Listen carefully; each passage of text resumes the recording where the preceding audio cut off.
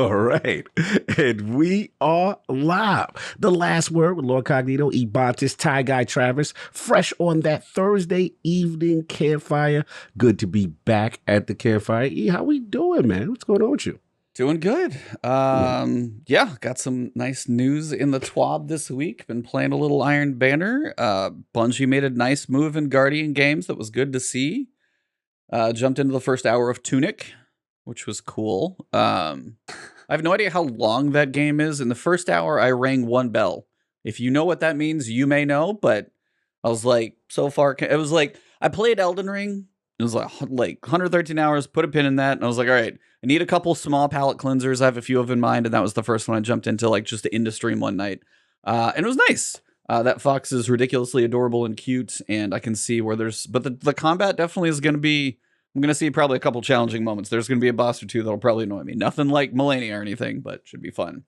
But overall, just been kind of jamming in the last couple weeks of the season as we cannot wait for what's coming soon. And they are holding it all close to their chest, but we'll get to that. So what about you, Travis? What have you been up to, man? Reviewing all the worst games that are made?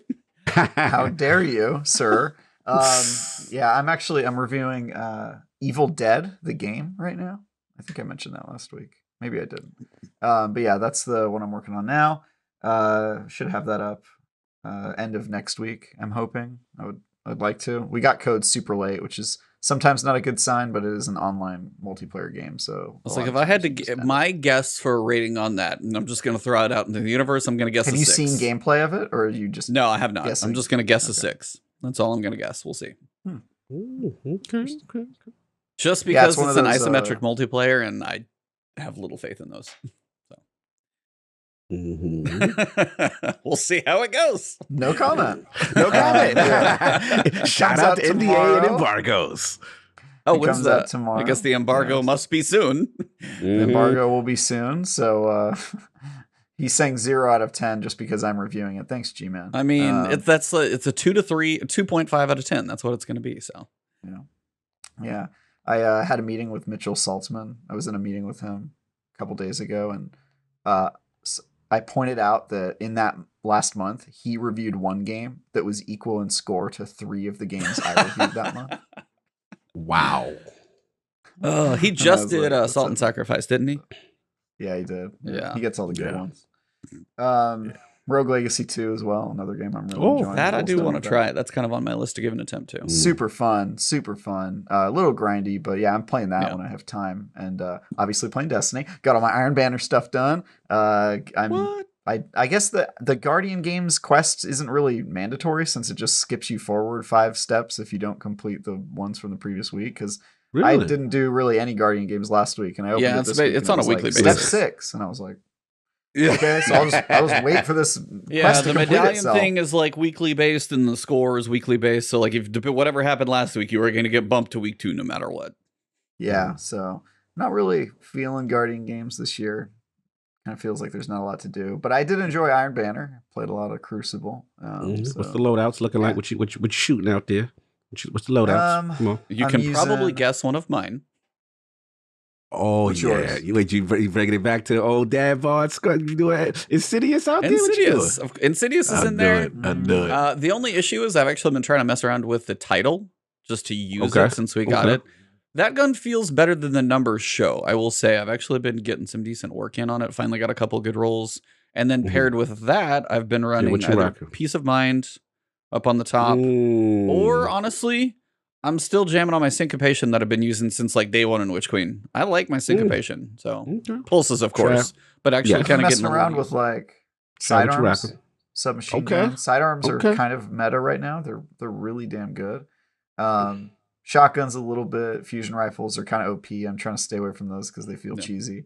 But I actually have just been challenging myself to get through all my red weapons. I have a bunch of red frames, and so I've just been going in a Crucible with like 3 red frames. Random loadouts. If I can win. Yeah, random loadouts. See if you can make it work. That's not a bad way to mix it up. Yeah, like every 3 matches, you get all 3 of the frames done. You know, even if you're not getting heavy kills because you get progress just for completing matches on your heavy weapons. So it's a pretty good way to do things. So I actually managed to get through, I think, all of them after playing like a bunch on Tuesday. So that was pretty cool. But yeah, I'm done with the Iron Banner quest line and all that. So I'm probably gonna, I don't know. I guess take a break for a couple weeks. Wait for the new season. Just to wait. come out Yeah, too. wait for Monday or Tuesday, and then obviously it's News Central, so we'll be there For sure. Yeah. Cog, what about you? Did you find Been busy, time man. for?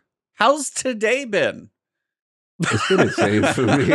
Honestly, it's not been much Destiny at all, sadly. But yeah, it's just been so much going on with news, and obviously we know what broke today is reference to Xbox and Starfield and Redfall. So they had to double up on Duke. Did I an gotta emergency watch. one. That better be up like tomorrow. I gotta watch.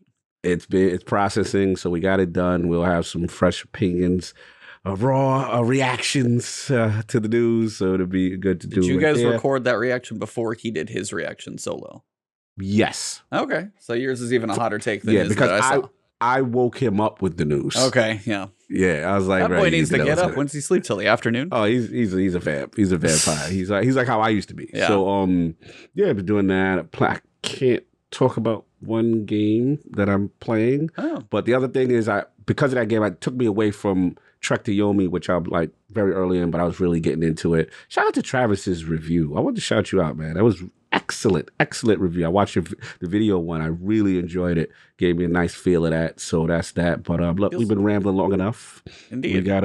We got a special guest here. Exactly. Waiting patiently. You know what I mean? We got to So bring him in a little bit. Let's officially start the podcast now. Yeah, let's do that. Welcome to The Last Word, episode number 197.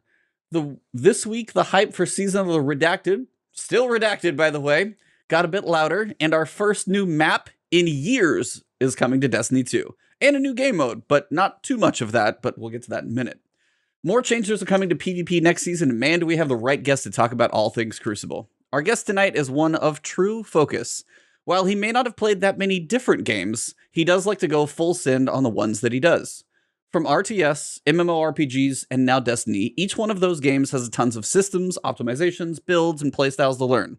That's what makes our guest so good at what he does. He can take a complicated game like Destiny 2 and make a guide that will help you with some of the simplest yet most important things that can help you be a better player in every facet of the game. Outside of having some epic tier lists and true mythbuster prowess, if you don't learn something after watching one of his playstyle guides, you really were not paying attention. So, let's welcome a man who never likes to take his eye off the target, and God forbid his eye is on you because you're going to be dead. Someone who understands the psyche of each Guardian all too well, and someone you know has so many Crucible medals that they truly had need to invent more before he gets any new ones.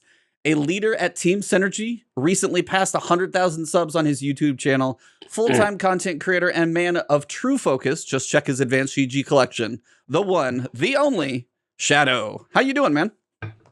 Wow, nice intro. Thank you so much. It's good to be here, dude. Thank you. We are happy to have you, man. Shadow in the campfire, man. We got to get into it, man. Like, I know we're going to get the Destiny stuff, but I got to get the history stuff. So not too many games, but I noticed RTS, which I thought was interesting. Like, what kind of gravitated towards you towards those type of games? And also, any turn-based or just strictly RTS?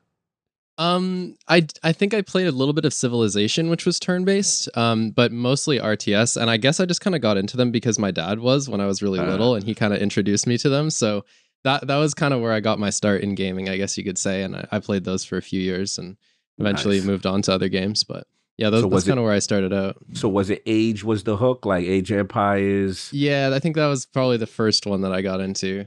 Got it. That's a classic. Was it 3 that you played? Because I played Age of Empires 2 growing up a ton. So I played 3. I've never played 2, actually, even though I know that one is rather popular among the hardcore Age of Empires fans. So it was just when I got into it. Same thing. It's like it's probably just what was out when you got into them, for sure.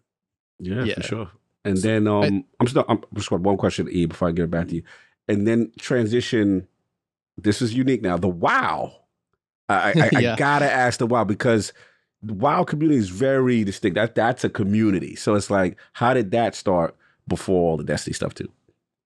I think a few of my friends played it in school, and we would play it together and do like raids and stuff. And then eventually I just got really into WoW and like became like a competitive raider. So that was pretty fun. I don't know. I don't remember exactly, but I think I placed pretty highly in a few like competitions and stuff. So that was fun. But I guess I don't know. I was still a fairly casual gamer at that point, but that was probably the first game that I was the most invested into. What expansions were you, I guess, part of? Because it's been going on for way too long now. So I think I got into it towards the beginning of Mists of Pandaria, and then I played WoD, and I quit during the beginning of Legion, I believe. Okay. So some of the more recent ones. Like. Yeah. Nice. Was not an OG player from back in the day, but no, yeah. That just probably makes us tell our age and we're old. So that's all that really means. No doubt. I also didn't play games as a really little kid. Well, yeah, it didn't sound like it. Really? Yeah, I was fairly like restricted when it comes to technology when I was really young, so I didn't really get into these things until I was in like Amish. middle school.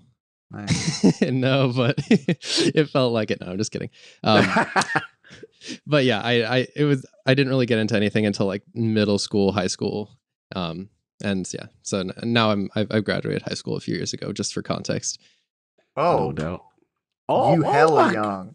Oh, So he I'm a 21. baby. You just got your first beverage? Are we that age? Or I'm 21, so yeah. oh, okay, yeah. You got the card you at the door, sir. I don't know. That baby face is working real hard on him right now. So. Yeah, 21 and you're not on camera, man. Come on, you got the least wrinkly face in the group, and you're hiding. Yeah, how do you let all of these mugs show up you? Come on, what are we doing? Listen, he keeping it to his namesake, Shadow. I'm a ninja, That is so true, I can yeah. relate. That's He true. keeping it low. No, you know what he Keeping it should have low. done? He should have done the black outline with the monster's voice. Like you know? a light Oh. behind him, so it's just a silhouette. Tell That's us what how you happened. Like face reveal. Psych. Nope, it's just a silhouette. Yeah, silhouette reveal. This is the complete dark shape of room. my body. Yeah. Mhm. So In one of my being on- videos, I showed a video of my hands on the controller to like reference something, has and people are hands. like, "Oh my gosh, shadow hands reveal!" Hands confirmed. Yep. No That's like one doubt, of those yeah. random things, especially when you've got as far as you are. I did mine on when I got to do a cool guest spot, but it was more. It gets to be a point where you go long enough and you're like, do I ever show it, or is there a point in doing Right. it? Or then it's like when I Yeah. do it, it's never going to be like good enough. But yeah, I don't know. It's kind of weird. I just don't have a camera, and I don't want to use like my really crappy like laptop webcam or anything like that. So I mean, That's I think I'm probably just gonna invest to get like a nice camera eventually. But yeah. I just haven't really had a reason to, just because the type of content that I make doesn't necessitate having a camera, and I don't stream all that often. So, but yeah, we'll see. I mean, that could always change in the future. No doubt. So you're coming from WoW. You got all, kind of casually into it. And this Destiny thing. How did this thing start for you, sir? I have a really funny story about this, actually. So I was actually just talking to one of my friends that I've known since I was like 4. And he and another one of my friends went in to buy me Destiny 1 as a birthday present in 2014. And at the time, I was just like, I wasn't really into it because I was still playing WoW. But then a few years later, I actually got into Destiny and have been playing ever since. So it's actually wild to me, because like if that didn't happen, if they didn't give that to me as a birthday present, I probably never would have gotten into this game. And yeah, it's literally kind of crazy to think about, because I mean, it has become my job at this point. So crazy. And Hunter Main, that was the first hey, he yeah. balances out the pod. I will say, like, yes, 2 Titans, 1 Warlock, but like, I'm glad to have a Hunter on the podcast for balance. Sometimes we need you guys in here, even though we can't keep your feet on the floor. So, Speaking of balance, I mean, how as does you it were just feel to saying, I be mean, in- I couldn't be Shadow and not be in the Invis Hunter. So it's Fair enough. right. Good, Trav. Also, Shadow is your name because you're currently living in the Warlock and Titan Shadow in Guardian games. Oh, yeah. crap. burn. Early. Hey, I mean, that's totally fine with me. You can shoot the Warlocks and the Titans while I sit behind them and snipe you. It's fine with me. Okay. Cannon fodder, and you'd be like, I'll just watch and I'll wait till they're in my sniper scope. I'll hide behind the beefy Titan. It sounds like a good game plan, honestly. Yeah, There's a lot of surface area. yeah. I was gonna say those shoulder pads are about a building wide, so you got some room back there to move around. No doubt. What is? Oh no, get it. No, go ahead. You're good. No, I was just gonna say one of the videos I really appreciate that you made is kind of like the different stages of a Destiny player, and it's so hilarious. It is that like that wonder phase, and they're just getting into it, and then you see the advancement of it, and it's just like I think the funny thing is when the try hard phase, that was hilarious. Like, tell me like the construction of that video, and was it all based off of personal experience or observation of like friends and different players that get into the game? Oh, it was a combination of everything. I try to do a lot of research for every video I make, and this one was no exception. So it was some personal experience, some asking friends, some asking like my community, my Discord server, and stuff, people like that, just to try to get as many wide opinions as I can. Because I ultimately for that video, I wanted to create something that was accurate for the largest number of people possible. I mean, obviously, not every single Destiny player can be fit into the 10 stages of progression in the video, but I wanted to just make like a really entertaining and typical and like relatable 10 stages. So love it. I just kind of researched everything and used my own personal experience with the game and my friends and everybody. I mean, my personal. Go ahead. I'm sorry. One last. I know I'm interrupting. But my personal is the return.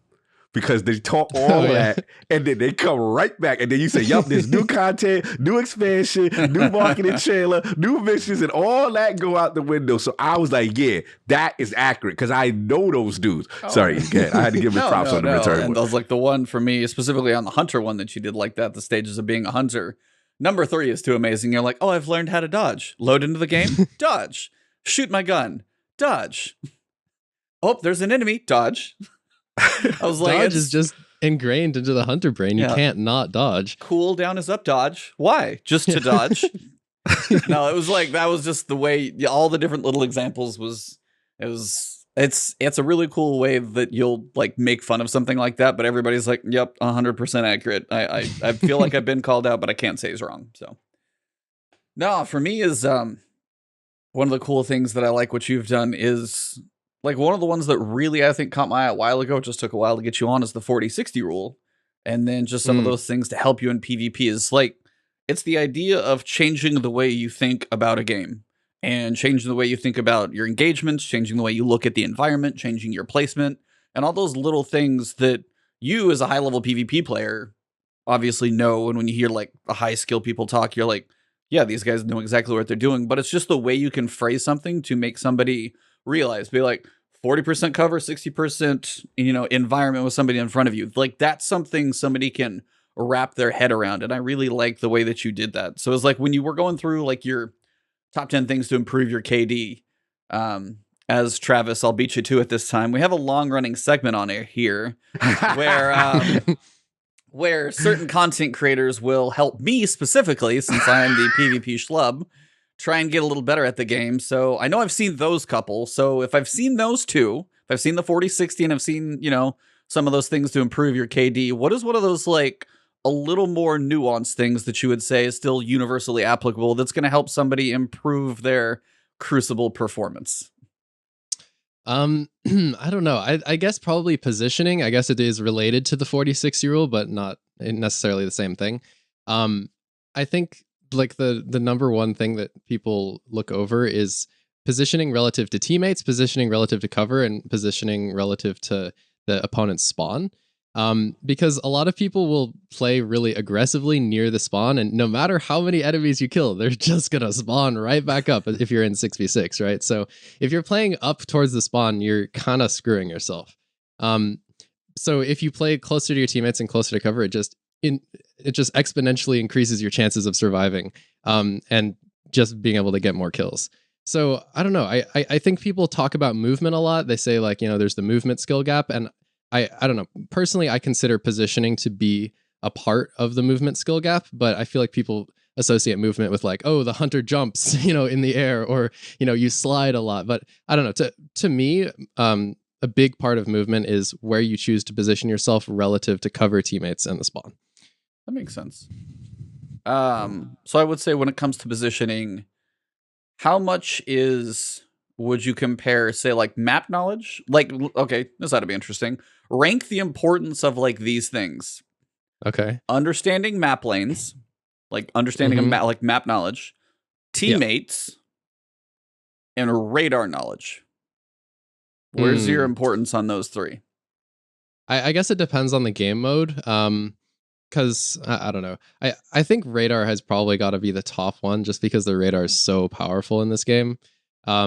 Teammates is a close second. Map knowledge probably last. I think like you could put me on the brand new PvP map and I know nothing about it and I'd probably still play fine. So I mean, I think having a knowledge of like basic, like how cover works in the map and like knowing what a common lane is in the map, I guess that stuff's important, but not anywhere as close to as important as teammates and radar, in my opinion. You say that, Shadow, but who knows? You may just have recency bias because you don't know what it's like to have a new Crucible map. You know, that's a good point. You've been living so long that you don't even remember what it was like, where that was an obstacle to have to remember a new map. Yeah, so it's true. I do remember playing the new maps, but I don't know. I feel you like weren't even legally an adult the last time Destiny came out with a new map. Okay. Even with that, I mean, I feel like after a few games, I get like a basic knowledge of how the map works. Yeah. And then beyond that, there's just like small optimizations of like, oh, this is good cover, or oh, this cover sucks because, you know, I can just get surrounded or something. But I mean, beyond that, I feel like map knowledge is fairly fundamental. No doubt. All right, so that's the tip. Look at your radar, everybody. It's important. There you go. Gives you a lot of information. It's ridiculously powerful. Like segment. Let's help Ebontis. And you know, I've succeeded at establishing the segment when I no longer have to introduce it or force it. when you embrace it himself. Yeah. Beautiful. When you learn to embrace it, it's time. Yeah. I mean, okay, to be clear, I think the radar is extremely important just because it's extremely powerful, but I feel like it's also like fairly intuitive. Like you just look at the radar. I'd say that positioning is a bit more nuanced. Yeah. I like and your teammates. So when you ask the ranking of the importance, I would put radar above teammates, but like if you think about like the complexity and like the skill level, then I would probably put like playing together with your teammates above that. Yeah. Especially in, you know, trials, for example. That's one thing for me. I've played since freelance trials started. I've played more trials than I probably ever have. Now, granted, it's a mixed experience because I'll go into trials against 3 stacks, which is still painful, which I hope we'll get to a question here in a second. But freelance is one of those. There is rare benefit to like going off to flank when you're in freelance. But man, when you try and stick together and then you're like, okay, everybody's together, and the dude peels off to the other side, that is extremely frustrating, even on my like low level.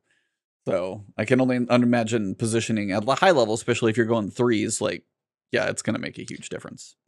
Yeah, it's so interesting to me how positioning and movement and teammate coordination changes so much, like 6v6 relative to 3v3, because like especially towards the beginning of Destiny 2 and in Destiny 1, I was much more into 6v6 than I was into 3s and trials. So like I kind of got my foundation in Crucible from 6v6, and then transitioning to 3v3, I kind of had to learn a lot more about coordination, because when you're just playing with blueberries, it's a bit different. You just kind of have to, you know, generally be near them so that they can support you and you can support them. I mean, it's much more basic than coming up with like a coordinated 3v3 strategy.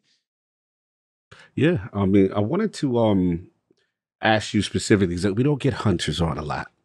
So what I wanted to ask you specifically was kind of like 2 things. One, with the recent TWAB, with a lot of the aerial kind of, say nerfing, but you're gonna have to spec out into it, right? If you want to play an aerial style and accuracy and everything that comes with it, you know, you're gonna have to spec. So 1, as a hunter, how does that affect your game? And then 2, have a good friend of mine who's very high in my clan. He's a hunter main. And man, does you gotta call him out by name. You can't be this. Shout out to Sinister. Sinister, you okay, here? There Yeah, Sinister. He complains a lot about, and this is the source of his frustration, that, you know, Bungie always finds a way to take the fun away from the hunters, especially in PvP. That, you know, that they're quick to nerf the hunters, and the Titan is kind of, and the Warlocks are kind of lesser there. They if they have an exploit running in PvP, like it kind of lasts a little longer. He firmly believes it. He feels like Bungie hates hunters. I'm just gonna put it out there. There are examples of all of those. Right. There are examples of every class, being nerfed. Like Warlocks of Stasis were done in like 5 days. I mean, that melee was shot to hell. But I mean, you've got Titans, things that Loreley was killed in I think 3 seconds, but then One-Eyed Mask lived for a while. So you've got examples of all of them. I want to speak for the hunter community here. Again, he's not here to speak for himself, so I have to be his spokesman. So as a fellow hunter, 1, airborne stuff, you're affecting your gameplay. What's your thoughts? And then 2, do you think Bungie's a little hard on your class? Okay, number 1, airborne.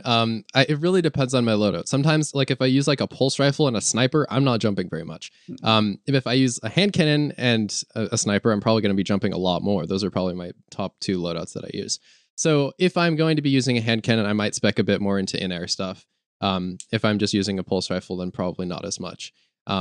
I am a hunter, but I am a hunter main. I almost exclusively play hunter, but I'm not the typical hunter that flies like head first at Mach 10 24/7. So I do have a bit more of a back of the map sniper play style. So have you seen him snipe? I won't say that I won't be. I don't think that the in-air thing is going to affect me too much overall. But I am really interested to try out some builds with it. And then number 2, does Bungie hate hunters? I think I've mentioned this in my it's the 10 stages of the hunter that one of the stages that they think that Bungie hates the hunters, and I really do not think that is the case whatsoever. I think that all the classes think that, like especially on Twitter, like I feel like every day I see a tweet of someone thinking that Bungie hates their class, but I really do not think that's the case at all. Okay. No, I had to go straight to the source. I mean, this is some of the conversations I hear from fellow hunters, and they just, they always come to me like, Cog, the minute we have something that's, advantageous, whether it's Shadow Dive or, whatever, it's like Shadow Dive got to live. Shadow Dive was 13 months, dude. Like Shadow Dive was their the most argument is like, that's OP one of ability. the few times, right, that they get a chance to rock out where, they say the other classes, whether Titan Warlock, we running around with handheld supernova and extra long, and Titans running around with one-eyed mask. In chat, Odysseus said Stompies has been good to go for about 5 years. So that's what I actually wanted to ask you about. Is everybody felt like every hunter got shot in the kneecaps when Stompies are getting this in-air accuracy penalty? And I wanted to ask you, because you had things like Ophidian Aspects, which are really good for neutral game for Warlocks, which are very popular. That actually got like a +10 as opposed to a minus. Like, it was the one exotic? What? Okay, you stat watching. Continue. Stat watching my Warlocks, but continue. I saw what you did. I know continue. the Warlocks. That's why everybody thought Ophidians were going to get hit too, but they weren't. And that's one thing I was curious. Do you feel like Stompies got very targeted for a reason? And do you think what was done to them was fair or unfair? I'm curious. Being a hunter. I think... okay, so I gotta preface this all with I don't use Stompies very much. I'm a Dragon Shadow main. Okay. And with that in mind, I think that Stompies were targeted just because they've been the go-to exotic literally since they came out. I mean, with a small exception for like Wormhusk or I don't know, some other random metas like Renewal Grasp, I guess more recently. They can go cry me away with there's been a Wormhusk few again. ones. Yeah, that still works. But yeah, I think it makes sense that they were targeted, and I think it's relatively fair, the changes that were given. I think I'm reserving more judgment until we get to test it out. But I think there was a bit of an overreaction from Stompy mains. So, because the thing is that even with that in-air accuracy penalty, even if you have a 0 in-air accuracy stat, or your effectiveness, I guess is the term we should be using, but your accuracy will still be better than it is right now with Icarus. So, right. It's just that it's the aim assist. So if you see someone complaining like, oh, they butchered my Stompies, it's like they showed your true really skill. I think is it. It's a skill thing. It's an aim thing. If you have pinpoint accuracy, that's the gonna be the nerf best doesn't part. affect you. No, that was literally the best part. It doesn't affect you. Yeah, it's like I didn't put it all together, and then I gathered enough information from like more of like looking at the community, and it was the idea that all of a sudden, if you're accurate in the air, you're gonna almost be there. They took away the accuracy penalty in the air. They just took away the aim assist. So if you are a good shot in the air, theoretically you almost could be better. if you need the aim assist help in the air, you're about to get called out really, really badly. And I think that's actually, people are just going to be like, oh, it's terrible. It's like, no, you apparently have to work on yourself. And I thought, I'm just waiting for the realization to start next season. It's going to be really fun. The funniest thing is that accuracy actually went up. So if you are pinpoint accurate in the air, you will literally have gotten a buff as opposed to what it is right now. So with skill. Yeah, with skill. Combined with the skill level of not said aim player. assist and bullet magnetism and curving and all that. Yeah, it's like you're not gonna get the help in the air. So if you want to do that type of stuff, a little 4 on the floor type thing. But no, that's one of those for. I mean, warlocks, you guys over there, you need one exotic, and you're just gonna be Wings of Sacred Dawn. You're just gonna be hellscape, like hanging out in the air. If you guys go solar floating and all that stuff, just. I love it. Terrified. If I don't need Shadow's sniping abilities on a floating warlock when he's better, more accurate, and now is almost more aim assist in the air, that's terrifying. I love it. I mean, I just like there's a part of me that loves the specking into aspect and having to now give value to an exotic like that. Because first of all, as a warlock, man, that is a beautiful exotic. It's I'll give you. It's up there for look. Not the best. Yeah, the best is a recent release, but. Yeah, Phoenix Protocol right now. The ornament? The ornament. The ornament, yeah. The Birdman with the feathers. Oh, I got like my chinchilla. All right. Oh, I love that one. But anyway, that Sacred Dawn was when D2 launched. I was like, man, that's majestic looking. But yeah, it's going to be cool to kind of, but I'm glad, shout out to you, Shadow, for kind of answering as far as the play style and how they attacked the whole airborne stuff and leaned into it. So I see where you're coming from. The other one I wanted to ask you about is Flinch, especially as a sniper, because this is one, do you see yourself building into this more? Because resilience per se for a hunter is probably the last stat that you normally care about up to a certain level of being shot. So is this going to cause you to like actually change anything? Like maybe look for some alternate builds or like armor spec loadouts type thing? Or is it anything that you're not as concerned about? So I think I am gonna like care about Flinch in terms of the perks, but in terms of resilience, not that much. Because I mean the difference between like tier 2, which is like 10, what I have right now, and tier 10 is 8%. Yeah, I saw your video. Isn't that much.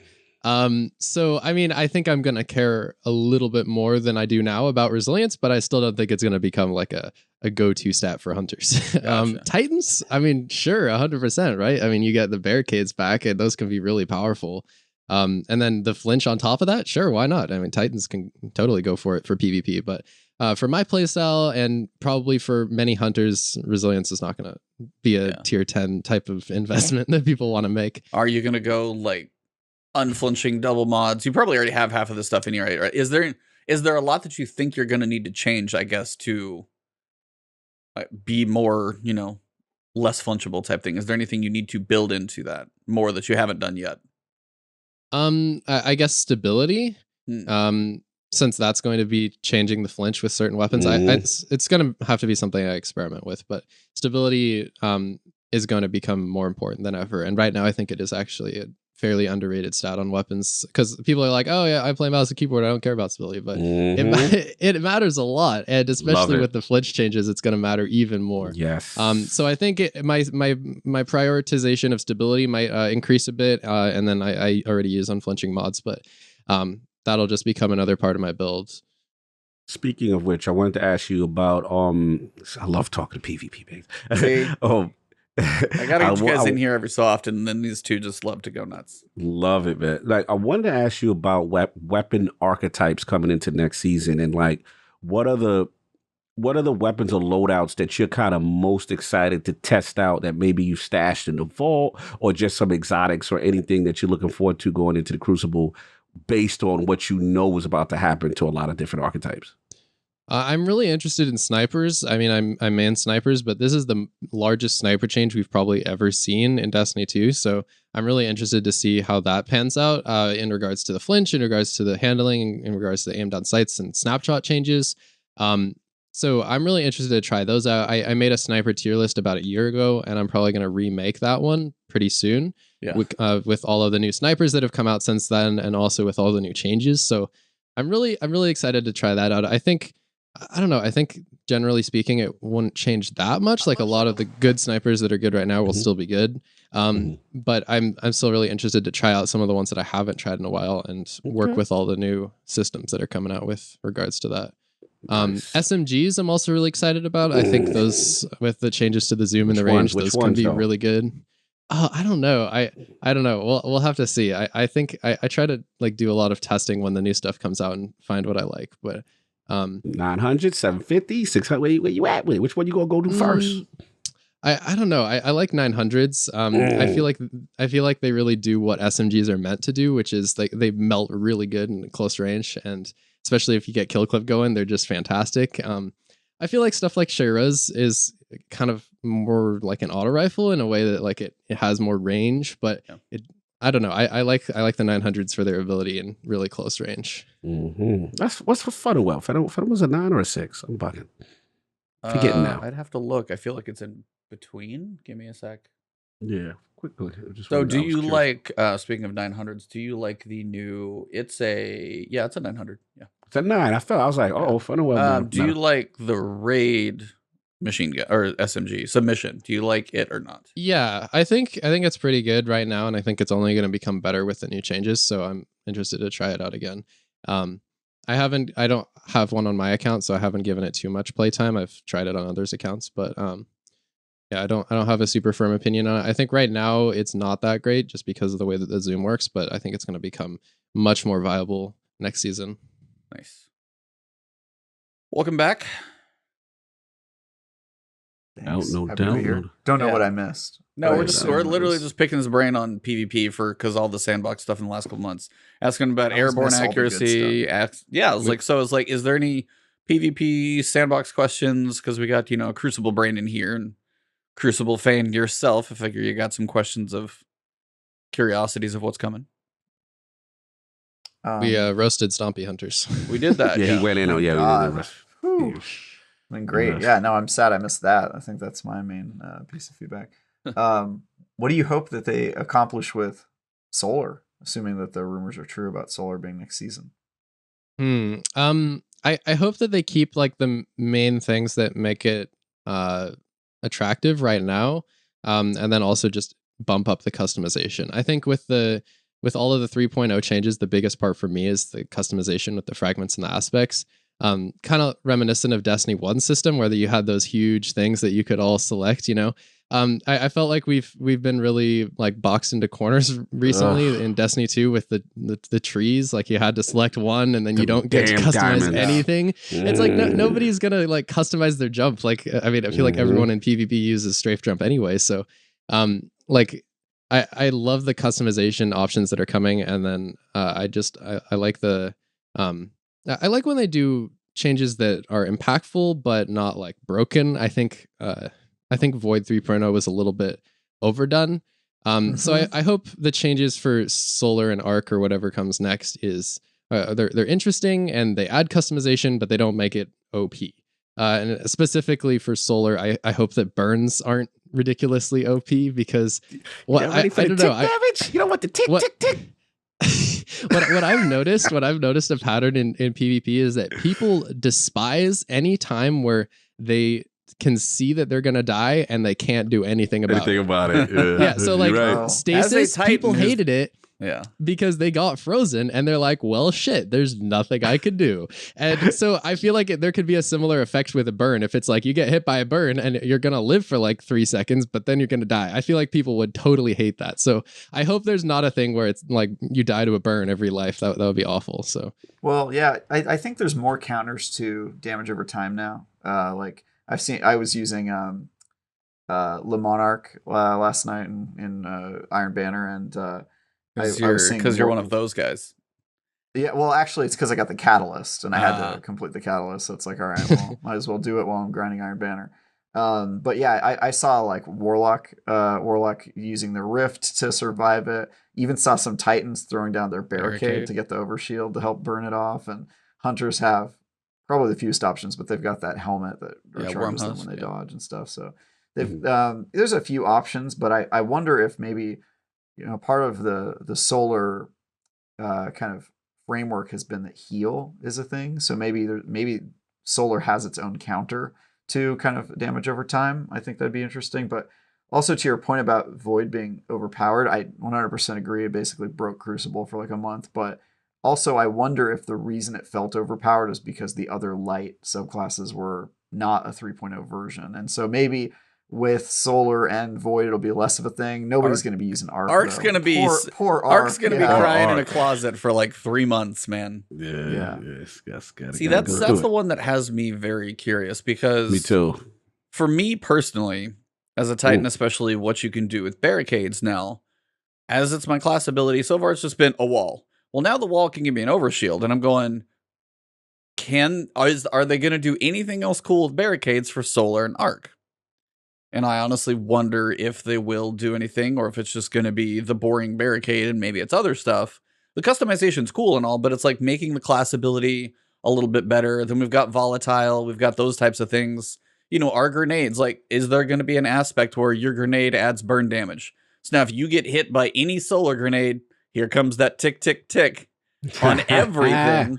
But then on the other side, like, you know, if you get, you know, as you guys have said, if you get certain kills, maybe there's a healing aspect as well to counter it. As I'm very curious because Void, while most of everything stayed, I think there were a couple things that were lost in transition. I would say generally, like everything generally about Void, most overall is better that we have flexibility of, and I think everything felt a lot stronger. And I'm hoping we get that type of feeling out of Solar as well. For one, to counter Void. So we actually have an alternate light subclass that kind of gets there. But also just to really make those subclasses kind of stand on their own. The one that I'm most curious about as a hunter is if they can make the big sledgehammer for fire matter at all again. Because it's just the one Titans. Titans, I don't know what I said. Yeah. Sorry. Yeah. You said it. Hunter. Yeah, the big sledgehammer for Titans. If they can make that The thing burning good. maul. Yeah, burning maul. If they can make that good, I will be very surprised. If nothing else, I'm going to have a little throwing hammer to go with my big throwing hammers when I customize. So that I'm looking forward to. But My theory Yeah, is I the Titan barricade will deploy like a forward wave of fire, you know, like the grenade. I'd be that they down have, for that. where it I'd sounds be like a down wave, for that. shoots I it bet you forward. would. Probably something like that. Yeah. So, I feel like the class abilities will do something. I feel like that's been a pattern. Like with Void, we got a new Hunter dodge. We got the Titan barricade, and then we've also like with Stasis, like the Warlock Rift Freeze thing. Freeze, like yeah. I feel like that's just like a pattern. Like it's bound to happen in some way that it affects the class ability. what would you like to see for the Warlock and the Hunter? What would you like to see Solar do to your class item? And Arc, if you have ideas there too. I don't know. I don't really have anything specific in mind. I feel like that's you kind of have to Would, design like an come up intrinsic with- bombardier, like leave a little sunspot on the ground for you. When you Gosh, that sounds dodge. busted. That sounds so busted. I know. Please don't do that. But like that just, I mean, I will definitely say Warlocks, by the way. The fact that you've got an exotic that turns any weapon into an overload killing weapon That's still great. irks me that you're the only one that has like a champion Right. weapon. And I'm just like, It's great. I love it. It's awesome. yeah, that's man. not fair. That's just not I fair. mean, you had machine gun reloading. You guys had stuff that synergized with, weapons. I love that. It's Now great. you got like the champion killer. And I'm like, we all Yes, we yes. all need some of those, but we'll get to that. Honestly, if it was anti-barrier, it'd be perfect. I was like, anti-barrier is covered by Arbalest, honestly, right now. That thing's too strong. True. So. But they about to give him a nerf. But yeah, I was just like, oh man, if it was anti-barrier and I throw a rift down, ooh, sign me up for every Nightfall Grandmaster. Let's go. No, but it is not all jokes aside. It is powerful. That is extremely. I forgot is it something filament? I forgot secant filament. Yeah, secant filaments. Yeah. Love it. I was gonna ask real quick. I know, like, what do you? I know you can't think of. You were saying Shadow, like what they could do, but like, what do you feel if Solar's next from a hunter standpoint? What do you feel is kind of a weakness that needs to be improved? Blade Barrage super sucks really bad. That's what my man Sinister. He happy now. Okay, There you continue. go. Yeah. that needs to get fixed. But I think like with Solar 3.0, just generally, I think it should like embrace the powers of each subclass and like the vibe that each one has. Like Gunslinger empowers your guns. Like, if they make the neutral game of the Gunslinger like really really allow you to build into making your weapons better, I feel like people would love that. Okay. So yeah, I think just kind of embracing the power fantasy of each one while adding more customization, just generally speaking, that would be a W. And I think the trend we've fallen into with Stasis and Void is so far is like it comes out really hot and Yeah, of people course. like the abilities kind of dominate for a bit. So I'm really hoping with Solar and Arc that it's more in line with what we had with like the 30th anniversary, where weapons are the focus and abilities do not dominate the entire Crucible. So I we'll appreciate have to your see. optimism, but I wouldn't like put money on red if you were doing anything like that, because the way it's been, we got to hype up the new subclass and then we got to reel Yep. it back in. Yeah, I mean, I think it's fine to ship them a tiny bit hot. I think it's Yeah. fine to ship them good. I mean, you need to ship them good. Otherwise, it's just boring and nobody uses it. You don't want to ship something that sucks. But I think they could, be less OP than Stasis and Void were initially, and that would be the sweet spot. I was going to say, outside of my dodging sunspot terrifying thought process, is there anything you That'd be guys think? dumb. Yeah, I was like, please, if they do that, it's already over. Is there anything you guys think they could try and buff and almost make too strong? Is there anything in Solar that you're like, you're good right here, please don't? Do you think there's anything that's kind of on the brink of, if they give it a buff or it gets like a couple aspects or something, that it could go too far that you could almost see now? I'm worried about heal a Oh, little bit.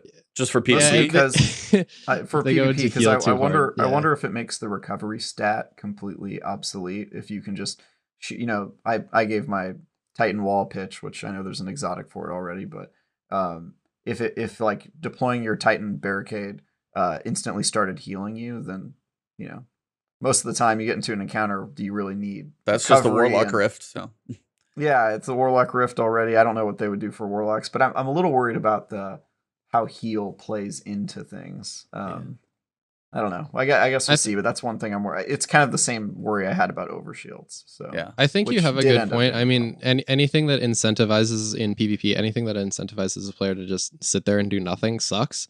So Yeah. if it's like, I'm sitting here and I'm healing and you can't kill me, like I feel like barricades and rifts they're cool and all, but they also really slow down the pace of the game, which kind of sucks.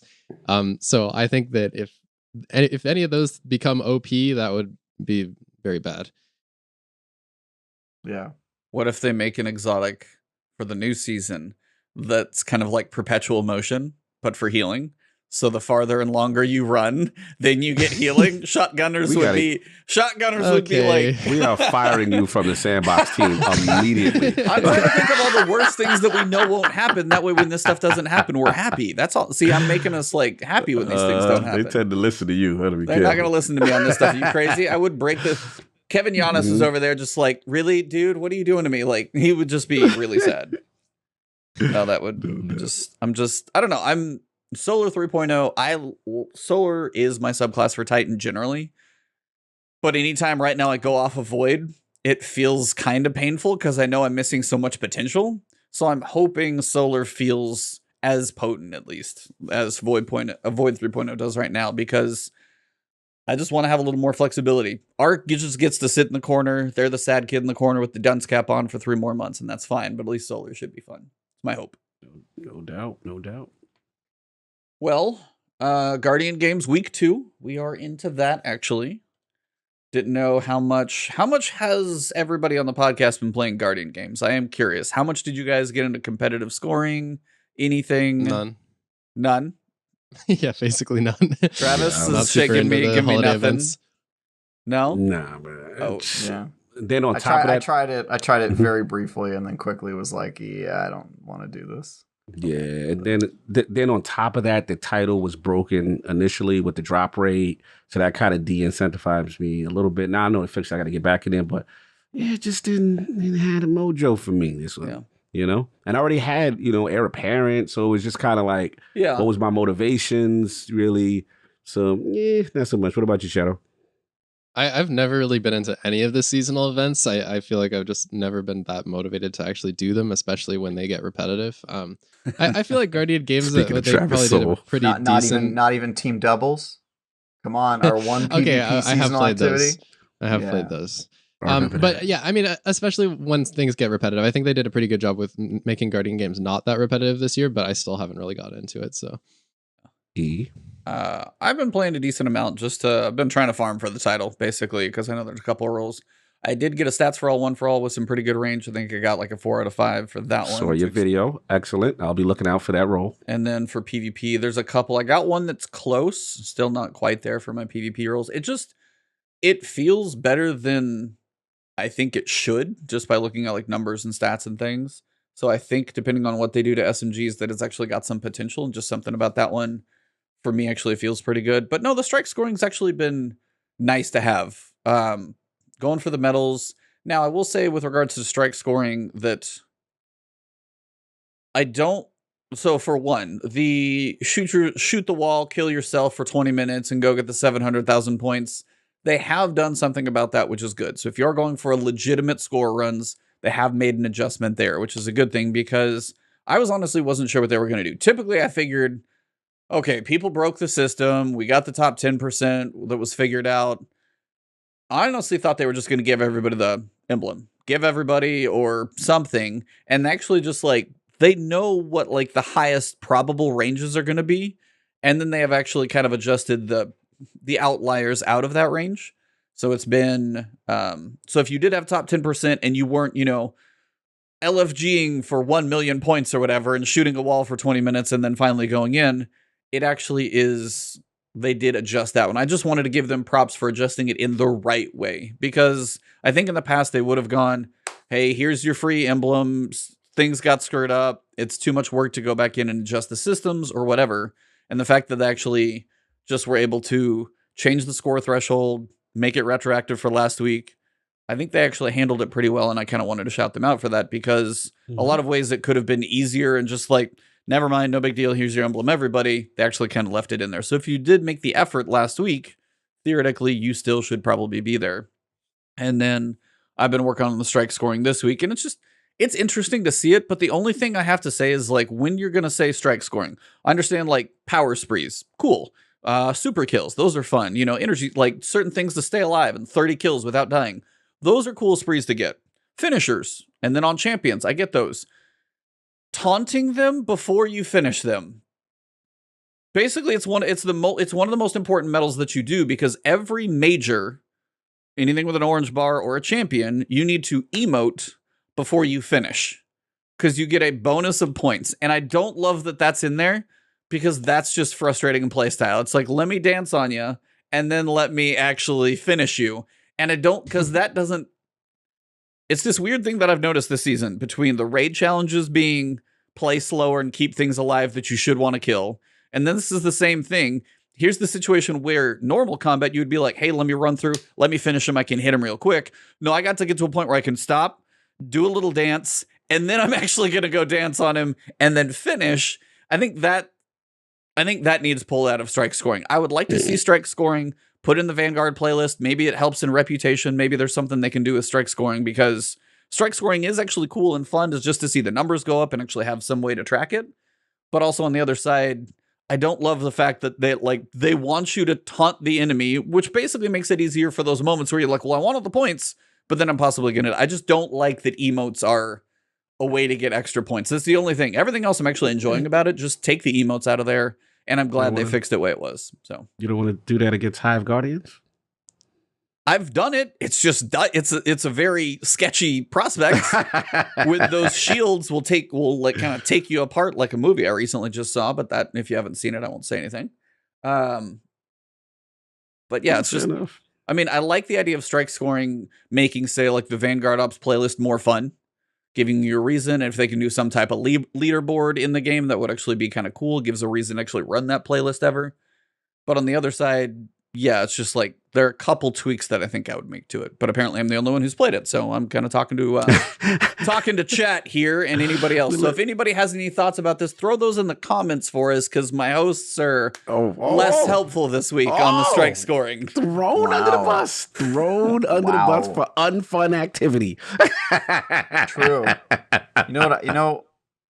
I feel like I'm not going to go there. I've Yeah, already you done leave some it alone. monologue. Yeah, he's just gonna You leave know it it's alone. That's bad. fine. If That's Trav fine. gonna leave it alone, it was spicy. It was really bad. Yeah, we'll just It was still really go bad. ahead and put a pin in I that was one. going to talk about strikes, and you guys know my takes on strikes. Yes. Yeah, it's and again, that's why I was like, strikes. We know you're like, hey, go do strikes for 20 different activities. You know, we always have a reason to go do the playlist or whatever, and then all of a sudden you're like, why? It's like I haven't had a new. We get like one new strike a year.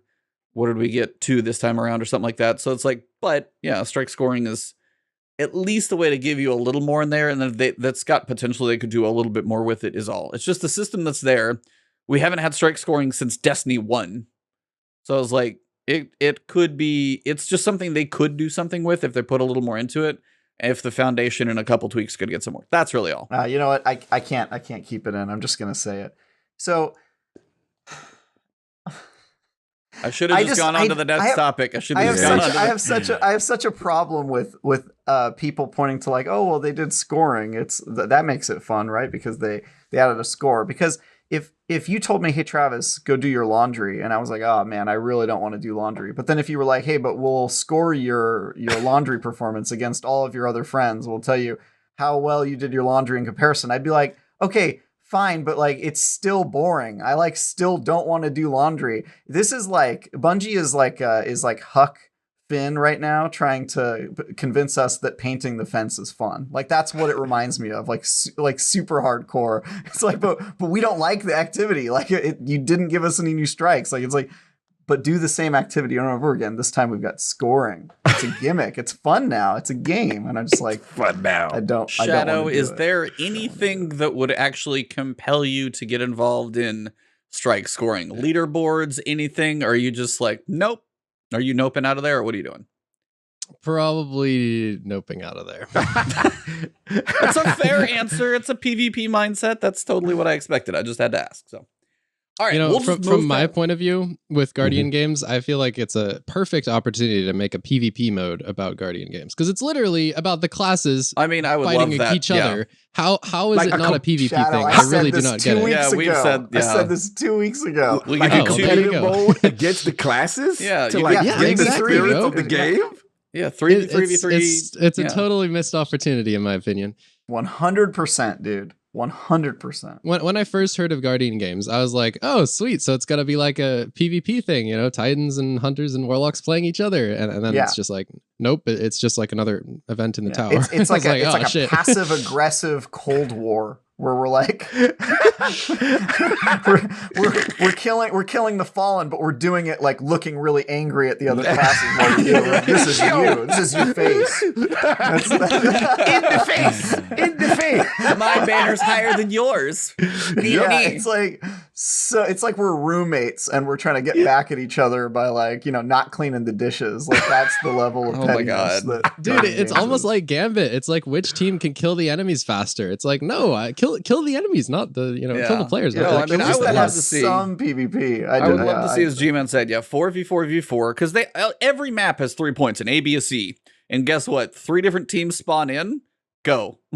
Like, and then, you know, however That would be many sick. wins, or at That would be least, so sick. or maybe if they had strike scoring and that, you'd have something for both sides. Right. Yeah. I'm not That, saying I it has to think. be exclusively PvP. I just think it has to have some PvP component to get me really interested into it. Yeah. I mean, and that would be a nice balance, because some people are like, hey, I'm not a huge fan of PvP. And some people are like, I love PvP. If you could just do that for both, like the maps literally have 3 sides to them. Almost all of them do, except probably like a couple have very specific lanes. But that, like, some of them are so built for that. Because I'm thinking, what is it, Midtown? That's one I think would work really well for that. But there's certain maps that that are divided up into little perfect triangle, and just 3 different sets of people join in, and you got arcs, or you got warlocks, titans, and hunters spawning on 3 different sides and run. I think that would be really cool. Hopefully they can do that. But yeah, we talked about that before too, so I agree. But yeah, glad to know nobody cares about strikes. Perfect. All right. I mean, I had to cover the topic because it was there, since it's what we're in the middle of. But yeah, everybody's more excited. Next week, Guardian Games isn't going to even be on the topic list. Next week, we're going to be talking about so much Season 17 stuff we won't even know what to do with. But we actually got some Season 17 stuff this week. And we've got the Iron Banner updates. for those of you who haven't looked over the TWAB, general idea is Iron Banner is one of the core playlists. They're trying to lower the barrier of entry. So the first thing is Iron Banner, light level, going away. What do we think about light level requirements going away? I think it's very interesting because they keep going back and forth. Like in Destiny 1, it was a thing. And then beginning of Destiny 2, they're like, yeah, we don't really want the power level to be a factor anymore. And then, more recently, they're like, you know what, actually, let's put it back in. And now they're like, wait, no, we're going to take it back out. So I don't know. I mean, I don't really think it has that big of an impact. I think having the power level in there does kind of make it feel more like an endgame activity, which I don't know if that's necessarily good or bad.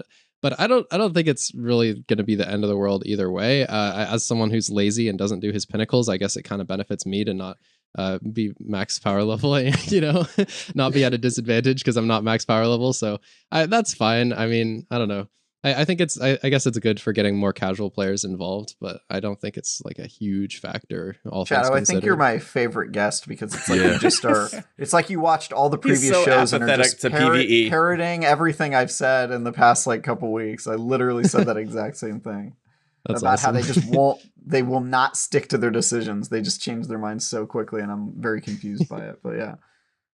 I feel the same way. Ditto to what Shadow said. Like that, the first thing I said when I read this in the TWAB was like, classic Bungie going back on your previous decision. It's like they have We're doing two the same thing development with teams special and they ammo. hate each other. And each season, one of the teams gets to be in control of Destiny, and they just undo all the work from the previous administration. Control Z, and then the other way, just undo, redo, undo, redo. Administration. They're super upset about what the other team is doing. They elect a new team. Yep. Yeah. Every couple of Definitely political seasons. I'm posturing gonna in it. undo everything that the last sandbox team did. It's kind of true. Yes, it's interesting. I will say one thing I like is that what was that? There's that specific bounty that you always had to The kill under higher. level. Yeah, Oh, like get rid of that that would anyway. annoy me. Yeah, that would annoy me. I mean, here we are again. I guess to Shadow's point, they view this as kind of opening the floodgates to casualize the mode as far as not letting the advantage, the level advantage be a disadvantage to newer players. I guess I don't know how much of a factor it's going to make, and I'm curious to see how accessible this makes it. Like, with their analytics, does this truly make players really come into the game? But I think it's gonna be more of a combination of what's going on. But yeah, I was surprised. I'll be honest with you. When I saw, I was like, oh, okay, you're doing this. Interesting. But what about you, E? I mean, for me, I think it's just a general. It's probably where they should leave it, because PvP should be about the player's skill, about your weapons, your loadouts, your build of your character, not the arbitrary power level number that we have. Now, granted, the power level number going up for PvE stuff, I get that's a thing, but for PvP, as it is meant to be about the player versus the player, combat, not so much you're leveling up. It's like, it's the imaginary sandbox. It's not the imaginary sandbox, but I'm 1560 and you're 1550. That shouldn't matter. Like, it should be about the player skill, the abilities. Can you hit your shots? Not if I shoulder charge. It used to, like, the things that annoyed me the most, as a Titan, of course, but if I could shoulder charge somebody, but when I was slightly under leveled, they'd have that smidge of health. And I'm like, when it's a one-shot ability, that should always be that way. So the fact that it wasn't was one of those. And same thing, it might take one more shot or you would do a little less damage. That type of stuff. If momentum control is going to be a different, momentum control is cool.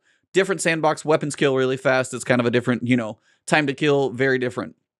But if Iron Banner is just going to be like control, it shouldn't be control, but there's this like slight variation in people. Like, just even it out. And I think that one they should leave. Again, they have it in Trials just because they want that to be the end game. Do you guys think light level should matter in Trials, or do you think that one should still be? Do you think that one should be normalized as well?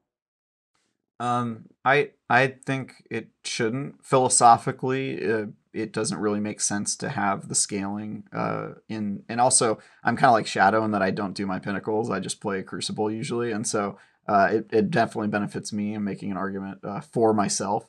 But I also think that if you want to do something, there's very few other places in Destiny where your power level matters, even in PvE. So if you want it to be an endgame activity that's restrictive, then just make the power level requirement high. You know what I mean? Like they do with Grandmaster Nightfall. If you were like, oh, you got to be this level of power level to enter the activity, then that would gate it. I think the reason they don't do that is because Trials already, let's face it, has a playlist population problem, and they probably aren't trying to add some additional barriers. But I also don't know why they do it to Grandmaster Nightfall. Like, what's the reasoning behind? Yeah, I mean, if it's capped anyway, why do you have like a super high power level requirement to get into it? So yeah, I don't think they should add it.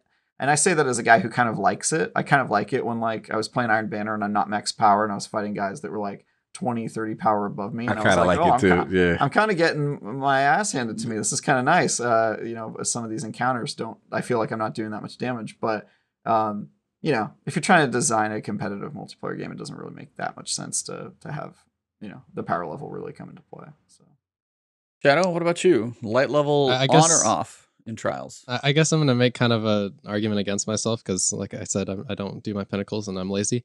But I actually think it's fine to have the power level enabled in Trials as an end game activity. It gives you a reason to do your pinnacles and your powerfuls and actually level up your character and get ready for Trials. I feel like it kind of, especially because Trials isn't a thing at the very beginning of the season or expansion. I guess it's like a reason to like grind and get ready, and there's like an anticipation factor I think to it. But also, like, it doesn't make that big of a difference. Like, if I'm a little bit under leveled, I can still win in Trials. Like, my skill is still the thing that matters.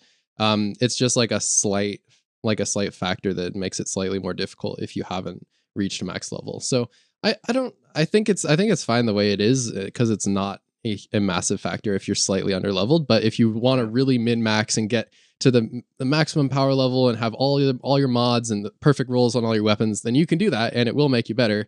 But if someone is super skilled and they're 10 power levels under, they're still going to win. Fair. That's a good take on it.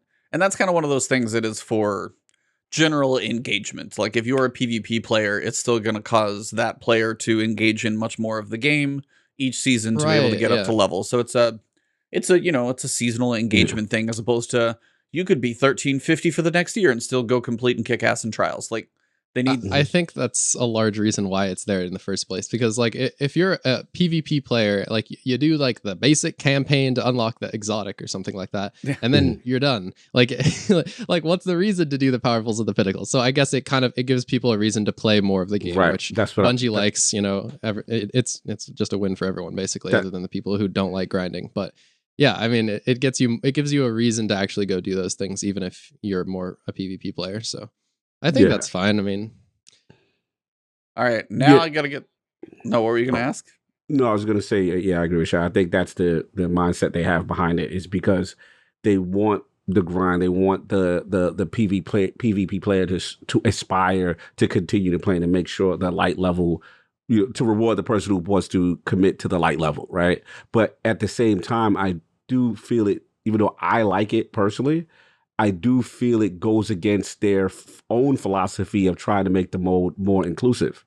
Because at the end of the day, it's like, you know, there's only going to be a certain amount of people that get to that pinnacle, you know, and at the same time, they'll have that advantage. But they have competing philosophies issues right now. And I think that's what's going on. And that's why they keep going back and forth, whether it be a regime change like Travis mentioned, or, you know, whatever it is. There's definitely philosophy debates in that building, and you know, it shows the inconsistency when we see sandbox updates like this. But personally, I like it, but I understand you guys' point. Yeah, it's weird because if the light level did matter, but the highest you could go was say like the powerful cap for an entire year, and then the expansions were more content, not the little 10 level bump, then theoretically, yeah, you'd have to hit that 1550.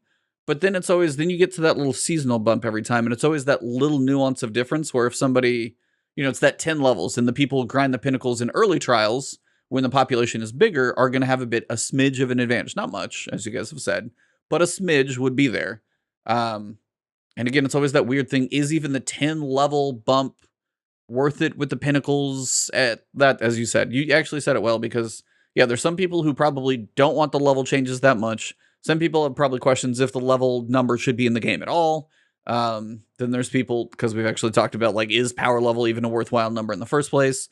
they've done the 50 levels, they've done the 10 levels, then you have the powerful, and then the pinnacle every season. It's all the weird little nuances of level right now that make some of these things strange. Because then when you start a new season, you're like, okay, I was at the highest. Well, now I got to do it again. Well, maybe I'm crazy at work for 2 months, and then let me pick it up. Well, now I'm at a disadvantage. Even if it is 10 levels, I feel like I'm just a little bit under. And as you said, the idea of trials would be we want as many people playing this as possible. So it is kind of, butting heads on ideas. But I did have a question for Shadow, because I wanted to get your take. Do you think freelance should be permanent in trials? It's a really good question. I don't know. There's a lot of pros and cons. I think with all of the splittings of population, it kind of is a bad thing. Because when you have the flawless pool, and then you have the different consoles, and then you have PC, and then you have freelance as well, like it can split the population. That's never a good thing. But people do love freelance, myself included. And it's really cool to just be able to go into trials and, try to go flawless by yourself. Or, even if you're not going flawless, it's still fun to be able to queue without organizing your friends into a group and, having this whole ordeal. So I don't know. I think overall freelance is a good thing. There's just some challenges that it has when it comes to splitting the population. Does anybody, did you major in like politics? What'd you do? Because I swear every answer I asked you is like so PC, middle of the road, could be half of this. Like, you are really good at dancing a lot of both sides of this. I was just kind of curious. It cracks me up. I Because was like a computer science major. He's a moderate man after my own heart. fence sitter.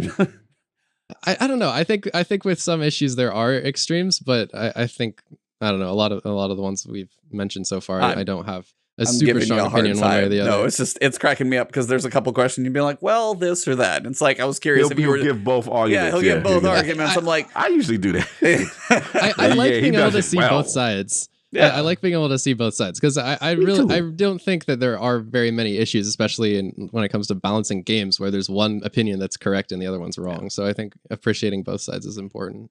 So, okay, question.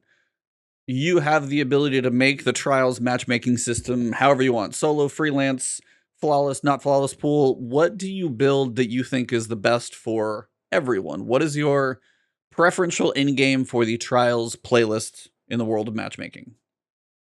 I think I've probably steal an idea that I've seen thrown around a few places, which would be connection and card base, which is what it is right now. But then on Sunday you activate the freelance, and there's no such thing as the flawless pool. Interesting. So no skill based at all. No skill based at all. That's currently the way it is. So you want status quo? What it says? I'm curious. This is interesting. No, he basically just said like take like a normal trials weekend as is, and then on Sunday add the flawless node in the corner. Or add the freelance node in the corner.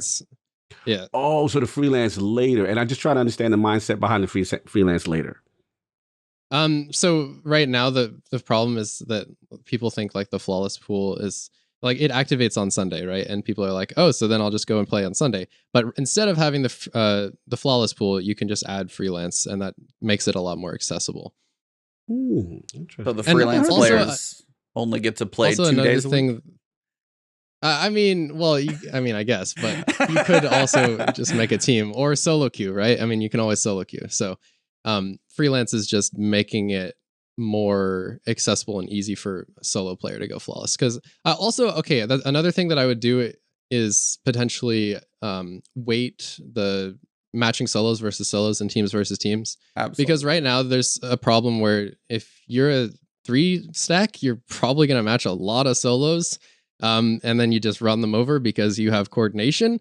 I mean, like you could, a worse team will always beat a better team if they have comms and the other team is like randoms. So like communication is huge. So I think that if they could even potentially do away, they could potentially even do away with freelance altogether if they just heavily prioritized matching solo queues with solo queues. That's what I would love. That's the biggest thing for me.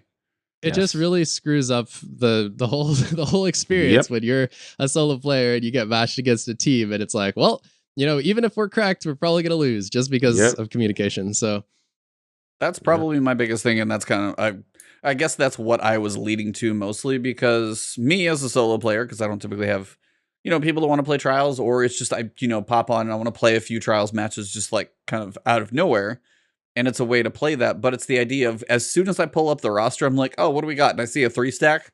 I wish I could just quit the match. I'll get a trials penalty. People do. You'll get a matchmaking penalty or whatever it is. But it's like, and some people do that. But if I just want to not have that penalty and just queue up again normal without having like a timer, that's what I would say. It's like if there's not going to be skill-based matchmaking in the factoring at all, then I'm 100% with you that weight needs to be insanely heavy for like teams, 2s and 1s and solos. That almost needs to be like equal to connection as much, because it's that moment where you face a 3-stack, and I've done enough solo queuing this season. I think I've reset my reputation twice. So I've played enough it's like there's enough times when you're going in as a solo. It sucks to face a 3-stack. It just does. Every blue moon you'll pull it out. Like I'm with like 2 cracked people and we paired up with like the okay team, but 98% of the time I'm gonna lose that match. Yeah, when I see the 2 clan name, the clan tags that match, I'm like, oh man. They're good friends. They got the synergy going. It's the only 2 people in the match. The only 2 people in the match are like paired together, and you're like, are they on my team? Are they on my team? And then all of a sudden you're like, nope, son of a. So that's why I was. I don't know if I'll bring up the whole skill-based matchmaking debate with you, even though I'm very curious. But the wait for trials. No, just in general, like skill-based matchmaking versus not so much. I know trials is like you got connection and lag. Believe me, if you queue in the morning, you got that name that you can't read. That's different language over there. I'm like, yeah, there's probably a little bit of lag in this match. That's not great. I get the lag point per se, but I was just curious your thoughts on, because it's been in like a lot of PvP games. So I don't know if you play other PvP games, if you're just mostly focused on Destiny. Just the idea of skill-based matchmaking in general. Where do you fall on? And this could be for Travis, this can be for Cog, because all of you guys play PvP in different places. Where do you fall on the idea of skill-based matchmaking being a factor in literally just PvP in gaming? Okay, well, earlier you mentioned how I don't have a strong opinion. I do have a strong opinion on these. Let's go. Okay, here we go. Here we go. No politicians. Let's go. I am strongly opposed to skill-based matchmaking in like casual playlists like 6v6. I don't think it has any place in a casual playlist like 6v6. And in trials, I think it's also the same thing, because nobody's ever going flawless if you have a 50% chance of winning. It's never going to happen. It's like a 1 in 100 chance or something like that, So I think it does have a place in like competitive, like 3v3 stuff like that, because, well, actually it depends what type of competitive. I think it belongs in competitive the way it is. If there's a ladder system, that's different. But overall, especially for 6v6, I do not like skill-based matchmaking at all. Trav, I'm gonna let you go. I want to hear this. So actually, my initial reaction was, oh, this streamer elitist who's afraid to fight against people who are his skill level. That was my first thought. But actually, the way he framed it, I kind of agree with. Casual playlists, you don't really need skill-based matchmaking for obvious reasons. Also, at teams of that size, it doesn't really make sense a whole lot. Trials, there's an argument for it, but also it has the card-based system as sort of a in-card skill-based system, so you could get away with it. I still have my doubts that system actually works, but if you're actually matching with people who are on the same win level as you, that could essentially replace the need for a skill-based system. Competitive badly needs it. Badly. Because competitive is by definition not competitive if you don't have a skill-based system. It's just not. It's not competitive if you're not competing against people who are near your skill level. So you said something about like ladder. I don't know, I picture StarCraft or something where you have like, bronze 1, 2, and 3, silver 1, 2, and 3. If Destiny, which, we could all have pipe dreams that the glory situation eventually turned into like a ladder system every season. If that happened, do you guys feel, that basically becomes what your skill-based matchmaking? Is that where you end up falling into? Is that where skills in okay time? More or less, if it's a ladder, skill-based matchmaking. If it's a ladder and it's like, you win, you go up, blah, blah, blah. Like if you're super highly ranked, you're not going to be matching some noob. So I think that's totally fine. And I also think that I said this before, with the current system, I think skill based is fine and competitive.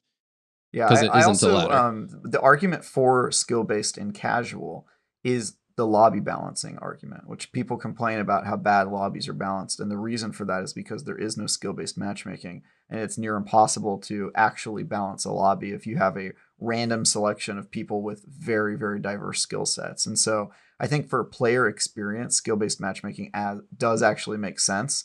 I just think that depending on your goal with the game mode, it just depends. I'm a big advocate for skill-based matchmaking because I think that I want to play against people who are close in my skill level. I want matches to be interesting and close. And that is not always the opinion of some people, but you have to keep in mind that for every person that wants to be the guy just raffle stomping, there's also a team that's getting raffle stomped, and that's not particularly good experience. And I also just think that there's a certain level of like cowardice of like, oh, well, I don't want to have to be bothered to get sweaty and to like deal with people at my skill level. And it's like, all right, well then don't play competitive multiplayer. Like go do strikes. Go do strike scoring. I hear that's less competitive. I would just like to put this out there that I think a lot of people who are against skill-based matching it's not because they want to stomp noobs, myself included.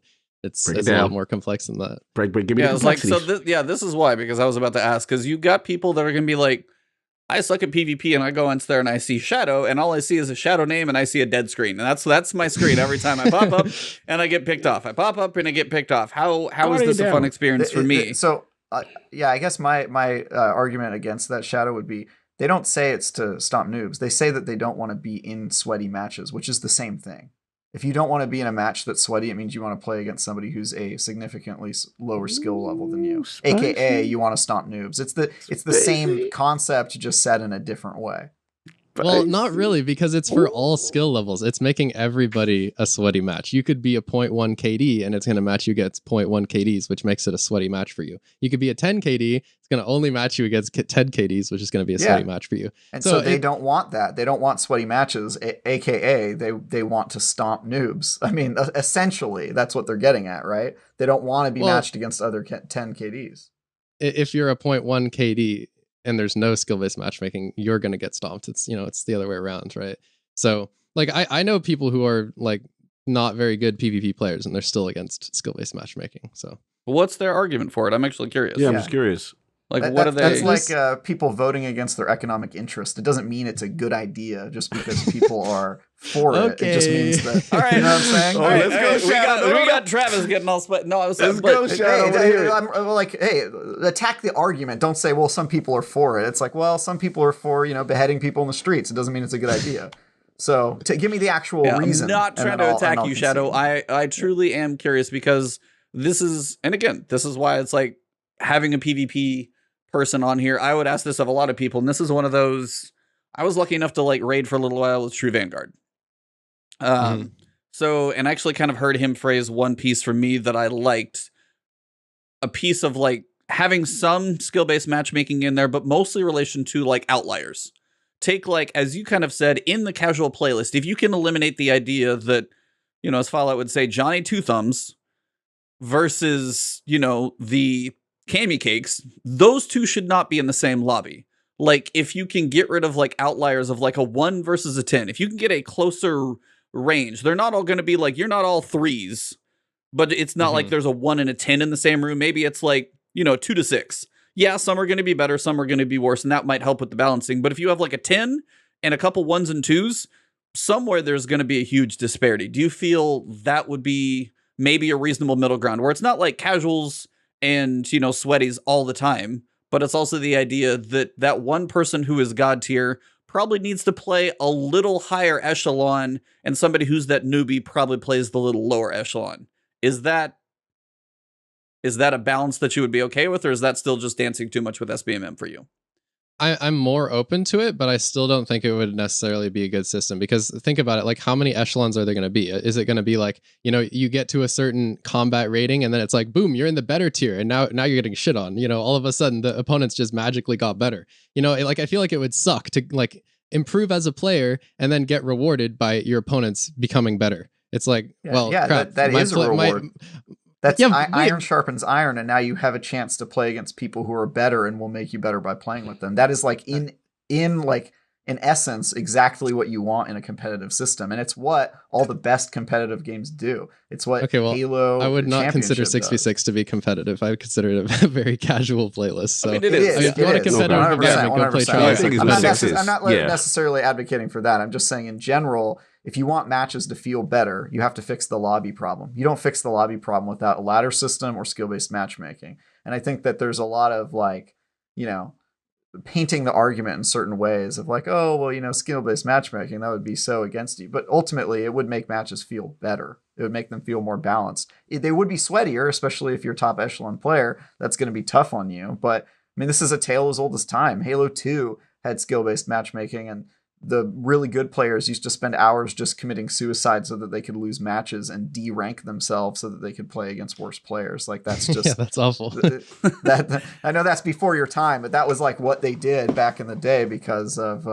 their opposition to skill-based matchmaking, which is a hilarious conundrum. But ultimately, that's a problem you're going to face if you get better. And I think the important thing, maybe where we can find middle ground, Shadow, is that if there is some kind of ladder-based system, then you don't just get rewarded by playing against better players and having even harder matches, but you also get rewarded for reaching that tier in the ladder. At the end of the season, you get cashed out for the highest tier you achieved.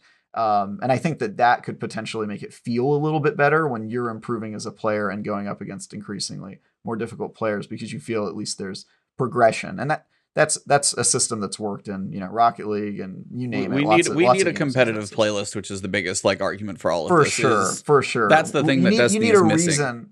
You need a reward for actually reaching those new tiers beyond just getting better. Because I think in this day and age, these millennials, these Gen Zers, they need something to show for getting to that next tier of skill. Just saying that they got to the we get the participation medals in here now. Okay. Anyway, all I was trying to get to is I knew this was going to be spicy anyway. I didn't actually know it was going to be spicy, but I was honestly I knew this was going to be. But like I was honestly curious on the take because there are people who are going to be on both sides of this coin. You can put a whole bunch of PvP players in there of all skill levels, and it's going to be a debate every time because you've got, as some people, like, I mean, I've heard, you know, another podcast talk about the idea of I want to go into a match just with a non-optimal loadout.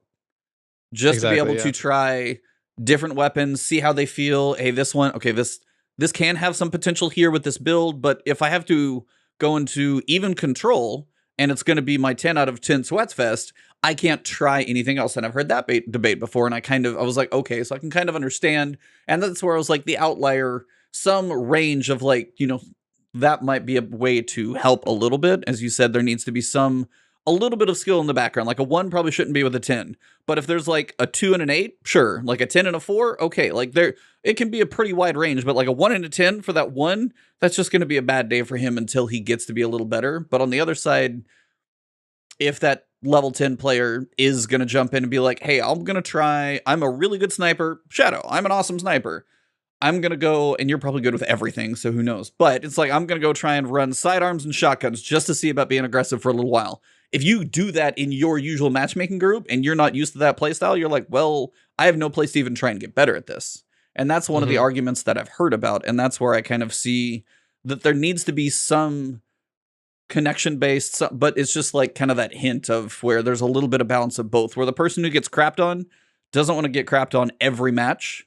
And if they can't have a chance to play against people around them, they feel like they can't get better. But on the other side, I do understand. It's like, maybe you just want to use a different gun. But if you don't use the optimal meta, that's like the quickest time to kill for all of these things, then it's not going to be a fun match for you. So it's like, I've listened to those. I was just curious your take on it. Not trying to like target you, by the way, because I feel like we all went at you. So I just wanted to let you know. Yeah, no, I totally agree with that. With like, I feel like being forced to use the meta feels awful. Like if there's like heavy skill-based matchmaking, like every player at every skill level is going to they're going to feel forced to use the meta at all times if they want to have a chance of doing well. And I feel like that would be extremely awful.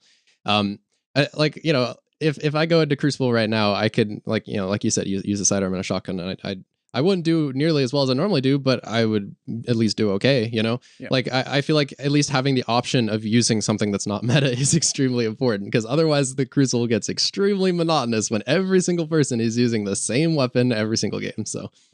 No, I hear what you guys say. I'll just jump in real quick. My only counter would be just, to me, that's the purpose of the standard game mode. That's the purpose of the standard control, the standard rumble. And to me, that's where the connection-based stuff can live. You know what I mean? But I personally feel skill-based matchmaking for an in-game activity should be part of it, competitive and trials. You know what I'm saying? Like, if the goal is to make this end-game the highest end-game content, you don't have to gate it. But I would like to play against, the people of similar skill to truly add value to the mode, to make it like a prestigious thing versus standard. And I feel like standard is where, you can bust out, your loadout or whatever you want to do. And I think that's perfectly fine.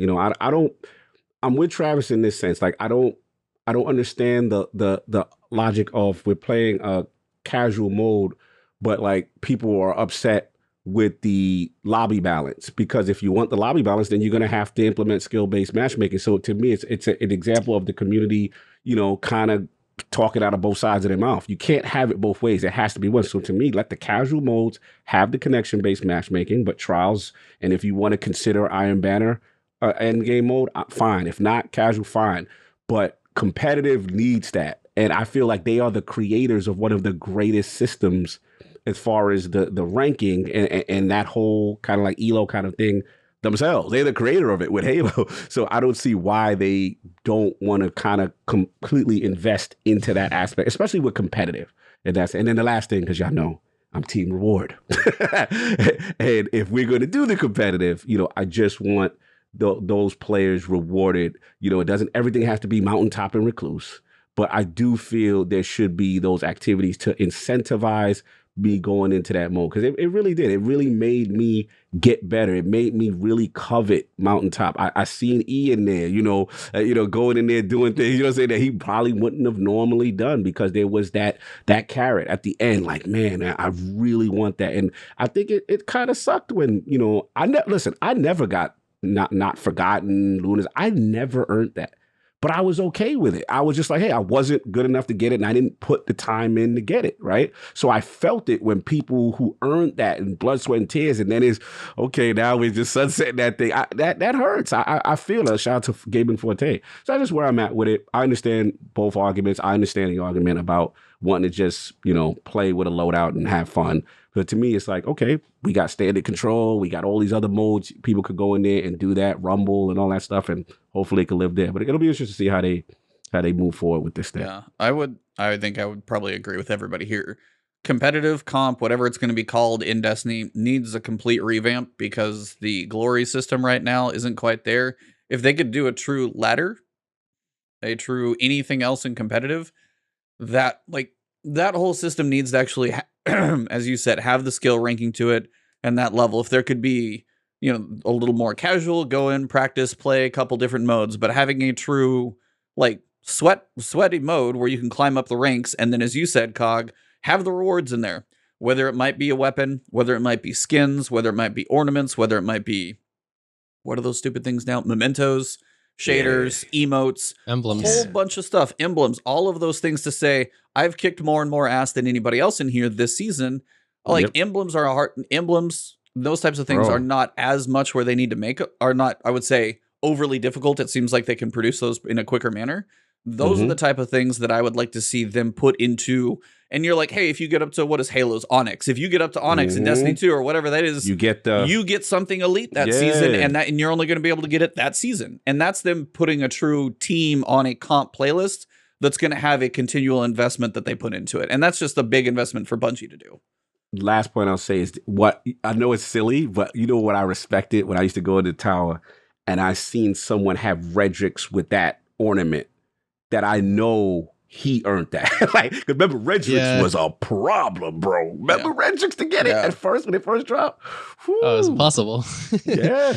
I respect that guy. I think they should make titles too for different. Yeah, sure, steps dude. in I the mean, ladder. there's so much opportunity in this yeah. game for cosmetics, titles, emblems. You just listed like a trillion things you can make for rewards from competitive from a ladder. listen.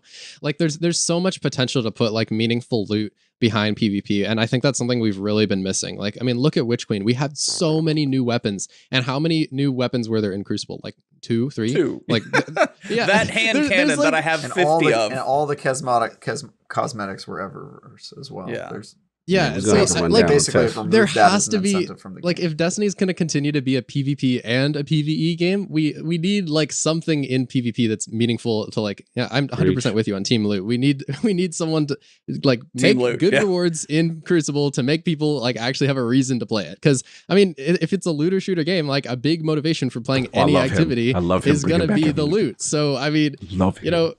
the main like there's some PvE activities that honestly suck, like they're boring, but people play them because of the loot. So I mean, even if people hate Crucible, like if you put loot there, people are still gonna want to go for it. So Such a I don't bad- know. What's your channel? Please stop saying What's your, that. what's your channel number? Wait, hold on. Let's put his channel in the description, hold on. y'all. Okay, everybody go I subscribe. want you guys to This just digest what he said. Just digest what he said. Put his channel in the description. all I was Make sure gonna y'all say- sub now. All I was going to say is if you guys want to post on Twitter, if you guys hashtag us anywhere, the hashtag of the week is Team Loot. I just got to throw that out even there. his channel, subscribe for good loot. My guy. I like this. Every week No, you wanna made come back. Cognito happy. Earlier, He made Travis all is of us happy happy at one point. Travis is not happy right now. I'm just This happy is you're great. here because of the This is diversity great. of these two. This is so great. I'm This loving. is awesome. He actually fits in the middle with a lot of our philosophies. Yeah. All of us. And it's kind of It's a cool good to mix. see. Anyway, Good. so We did with the most regards to important one, Iron so- Banner, Shadow, just so you know, the reason you stepped in it there is because last episode, I think it was last episode, yeah, I was think it was. Cog and I got into a knockdown drag out over whether you should fix the loot system or make the actual game mode fun. And I was on team game being fun. I can't believe that I have to even And say I was that on I'm on team that both. team. And he was on yeah, team I'm on team loot. both. No, you said team loot. Don't talk to me about that. You said even if they hate Crucible, they'll play it for the loot. So like that's not team game being fun. I said that's they team can loot. walk and chew gum at the same time. I'm pretty All sure you right, can be on both teams. I mean, I think I'm, loot is okay, definitely you can't important. walk and chew gum at the same Team fun time. loot.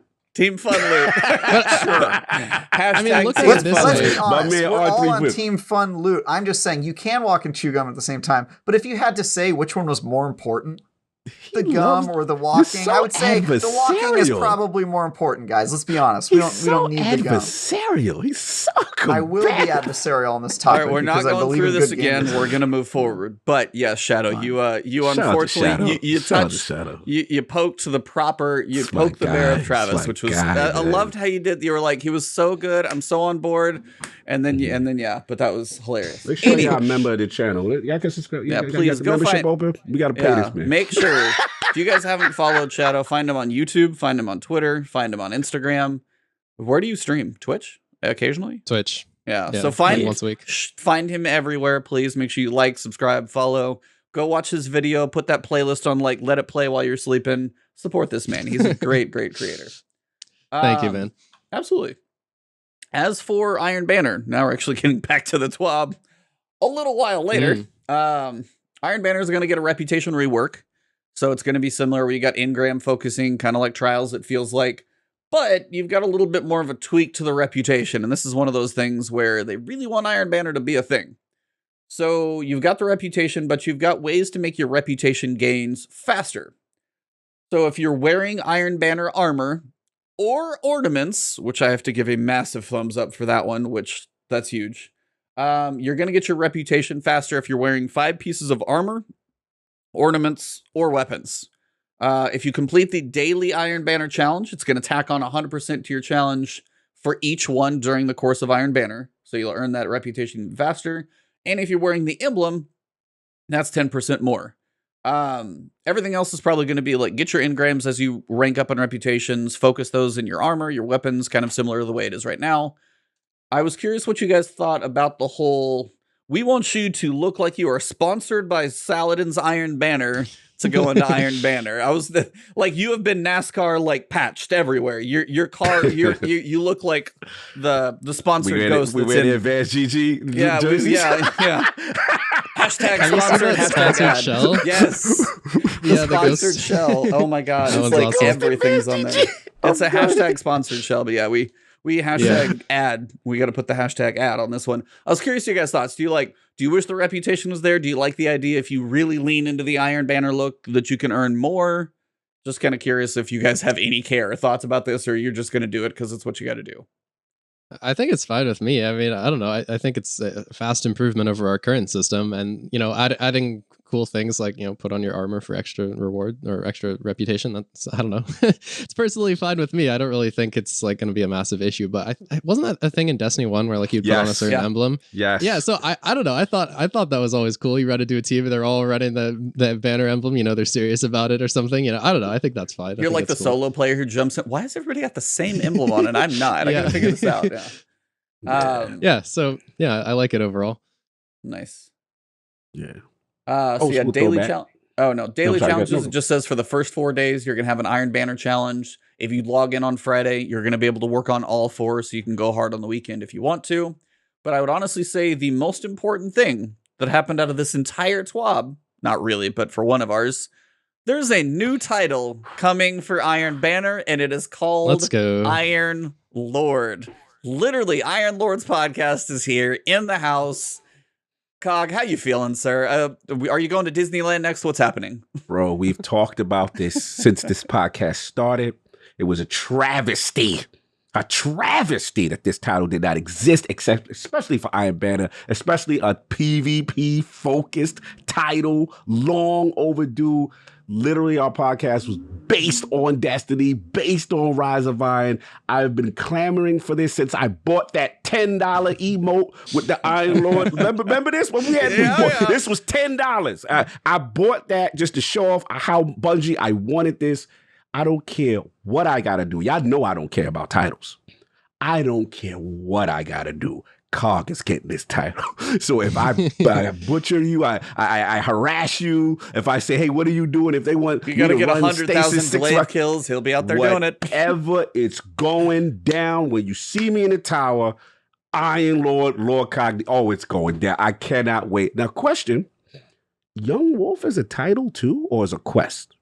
Becoming a young wolf is the new quest, not a title. Okay, that's a quest. Okay, that's quest. Sorry. But Addict will have to be Iron Lord as well. Yeah, I thought he was going to get his own title. I was going to say. But now this is long overdue. And we're taking the most serious. These are just the little things, Bungie, right? Again, we like, wearing the gear. Now, I will say, I know we didn't get to this yet, but they're going to rework a lot of other things with the reward system and stuff like that.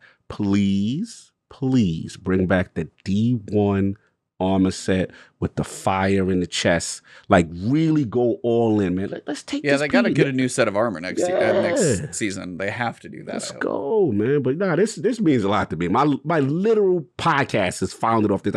Destiny, I wouldn't be anything where I would be if it wasn't for Destiny in this game and Iron Lords and Iron Banner. That's what we did. So this is a great day. It's just the happiest I've been since Sleeper that was Simulator a huge W for you. Yeah. I'm excited. A few things. One, if you get that Iron Lord title, you have to also equip the last word on your character for the entire season. That's true. That way you can be a fully sponsored, branded NASCAR driver. Two, I hope, just because you have to do it, I hope that title is a nightmare. I hope that they make you, run around on Mars and get those collectibles. What were those things? They made me do a PvE thing to get the You're gonna need to finish the Master Vow challenges while wearing the Iron Banner ornaments or something. Bro, they better not do that. I hope one of the triumphs is that you have to play through the Curse of Osiris campaign 100 times. One of the worst campaign. This is good torture. Shadow, bro, are you gonna be an Iron Lord? Yeah. I'm sorry. I don't know what I got to subject myself to, but it's going down. And I'd want you to stream it. I want you to stream yourself playing the Curse of Osiris campaign 100 times. The only thing would pay me is they do any of that Ebontis stuff, any of that solo dungeon, no PvE solo thing. You're gonna need to go ahead and do a solo flawless run of Prophecy for this one. It's in there. I've seen the quest already, so you're good. Also, I feel very strongly that if you were an Iron Lord in Destiny 1, you should get this title automatically. Because literally, I am an Iron Lord. Like, my Guardian is. Yeah, it's like canon. I have that title. They used to call me Iron Lord before, he got amnesia in Destiny 2 and forgot that I was his boy. I don't know. That bums me out a little bit. It's the Destiny 2 title. You gotta earn it fresh. It's new. No, but Travis is right. By law, we were made Iron Lords, and he gave us, what is it, Young Wolf's Howl sword? Yeah. Like we have the title already. So it's interesting how they're gonna give it to us back. They gotta make you earn the new cosmetic for putting the time in. We know this. Yeah, Saladin, he forgot about the little people when he became a Brachus, He's really he's really just outgrown people. Shadow, do you see what I deal with every week? This is this every week. Now, I do have a question for you guys on this piece of the TWAB, because I had a bit of a moment when I was even reading this thing out. And it was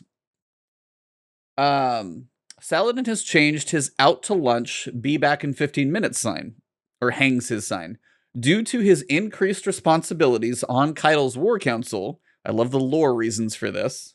He now runs Iron Banner in the tower just twice a season.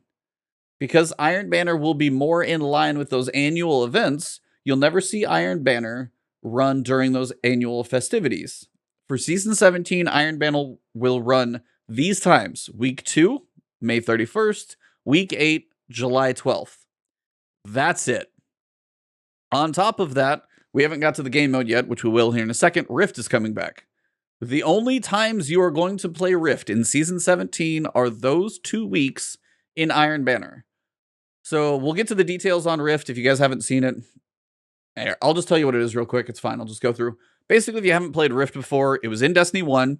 There's a spark in the middle, picture like a little glowing ball. You would pick it up, and you would try and go dunk it, sometimes with style if you did a reverse dunk, into your team's basket, basically.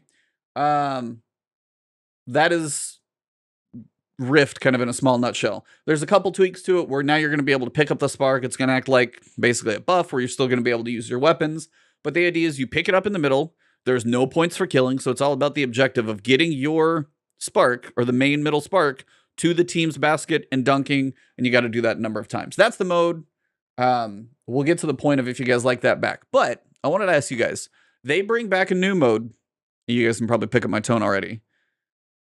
Not that you're leading the West. I'm not leading the witness one bit. I don't care because they give us a new game mode. They do a rework to Iron Banner, and we're going to see it twice in the entire 3-month season long. I'm not thrilled that, for one, that the Rift isn't going to be even a rotator until season 18.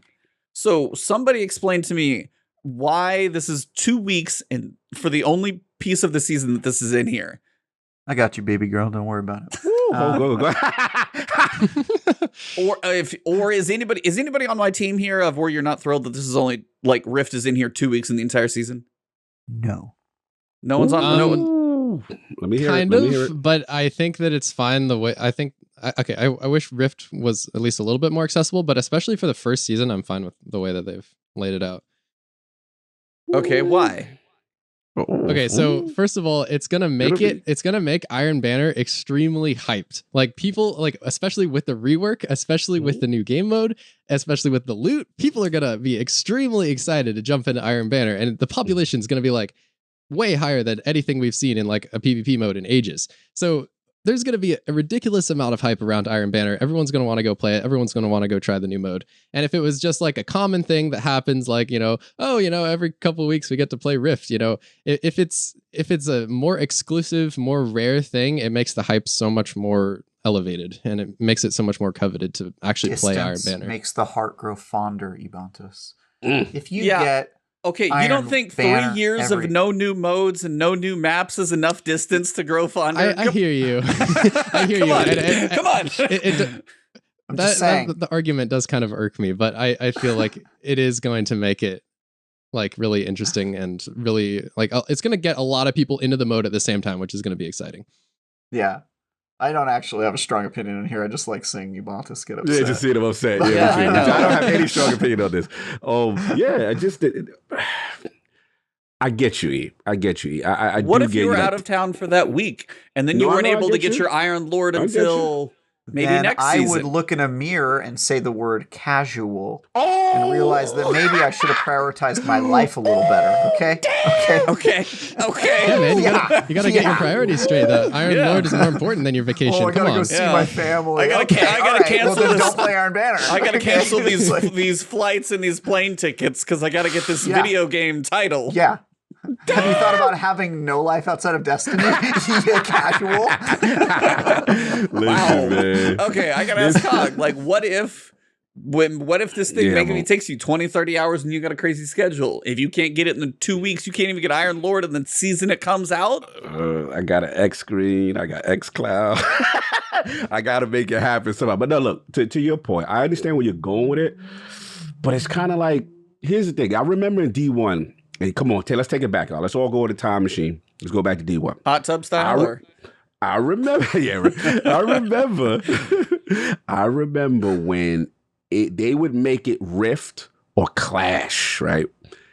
And dudes would be like, it's this again. Like they would get frustrated that it wasn't consistently controlled, right?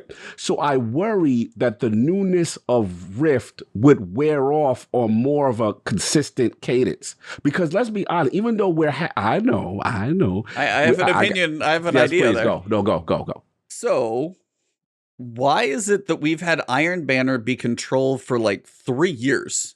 They've already had the option to be like, hey, what do we have, like 4 Iron Banners a season? Ballpark. Mm-hmm. Control, Clash, control, Mayhem. They already have the ability and have for a long time to mix it up. Why do you have to make it only 2 and Rift? What if you had, a control, Rift? You have the same cadence of them, but 2 of them were Rift. But remember, they made the statement that they will never do Iron Banner and Trials again on the same week. So Trials still has to exist on those off weeks based on the new cadence. I'm not saying you agree with it, but that's what they say. So the way I look at it is off week Trials, off week Iron Banner, and then if they want the live event that we all hate for the most part. Yeah, it's like the seasonal events, the stuff that everybody really is worried about. Where I meet you in the middle is on a seasonal event. I don't got no problem with it being there. You know what I'm saying? That's just me. But they want to, it seems like they want to differentiate each activity and give it this special feel. But I understand your point. If you look at it 2 weeks, yeah, that's rough. If you can't make it, yeah, it's gonna suck. Like if you can't get stuff done. In a weird way, I don't feel as strongly as I thought I would feel against it. I didn't think I was actually going to be in the minority. Okay. Yeah, I didn't really think it. Because let's be honest, bro, they've been killing Banner. Like, Banner was the Band-Aid for we ain't got no content this season. That was the 6-month Let's be season. real. I get that. That was the 6-month season Band-Aid every so often. I get that. Mm-hmm. But now we're in a point where you got a little shorter story cadence. You got like 4 or 5 weeks, whatever it's going to be. It feels like maybe the season's longer. Who knows? Mm-hmm. But I mean, then what do you get for the rest of the season? We're going to have a dungeon, which will be cool, but you're going to beat it. You're going to solo it. All those things will be a thing. And yeah, we're going to have the rotations for old raids, but I have my questions of the value of those anyway. Mm-hmm. But it's the idea of PvP has been asking for something for so long. The map will be in rotation. We'll get to that in a second. But it's the idea that we get a new game mode and you get to see it for 2 weeks of an entire season. And one of the things in Jogoroth's long 21 segment TWAB was we're going to have multiple game modes next year. This is the first one we see and you get it twice. And that's just like, for me, I guess, I don't know. I would think the game mode would be at least in the rotator as well. I mean, I know they're trying to hype up Iron Banner, but I don't know. I guess we'll see how it goes. It's just, to me, PvP's been asking for this for a while, and it didn't feel like enough. But maybe I'm in the minority. Maybe people are going to be happy for the hype, and it's going to blow up the playlist. Who knows? And I see where you're going. The only counter I have is it is a week though. That's a full reset. Like 7 days, you can't. There's not one day you could get on. I'm not saying that's it, but I'm just saying you get 1 week and maybe there's the dude who gets to play on Saturday. Okay. And that's just like when he gets to play Destiny. He's casual. He gets 2 Saturdays an entire season to experience Rift. And one's in week 2, and then the next one's 6 weeks later, and maybe he's busy that Saturday. I'm just like, no, I get what you're it's saying. just not a giant window is my only thing, and I'm going to like let it alone now because apparently I'm in the minority and it's fine. I was just like, I get what you're saying. I just was kind of curious, so. Anyway, I totally get it. So we got I do hear you. I think PvP just needs more things in general. Like this wouldn't even be a conversation if they actually made more PvP content. Yeah, I was like, if it was just like, hey, cool, new thing this season for PvP. It's like, that's the first time we've said that in, as you said, about 1,000 days since we've said a new thing for PvP this season. But Rift should be cool. Should be a fun game mode. I'll be very curious how it plays with the new sandboxes, the abilities. You got bubbles, you got overshields, and super recharge. I'm be really curious how that all goes. So that'll be very interesting.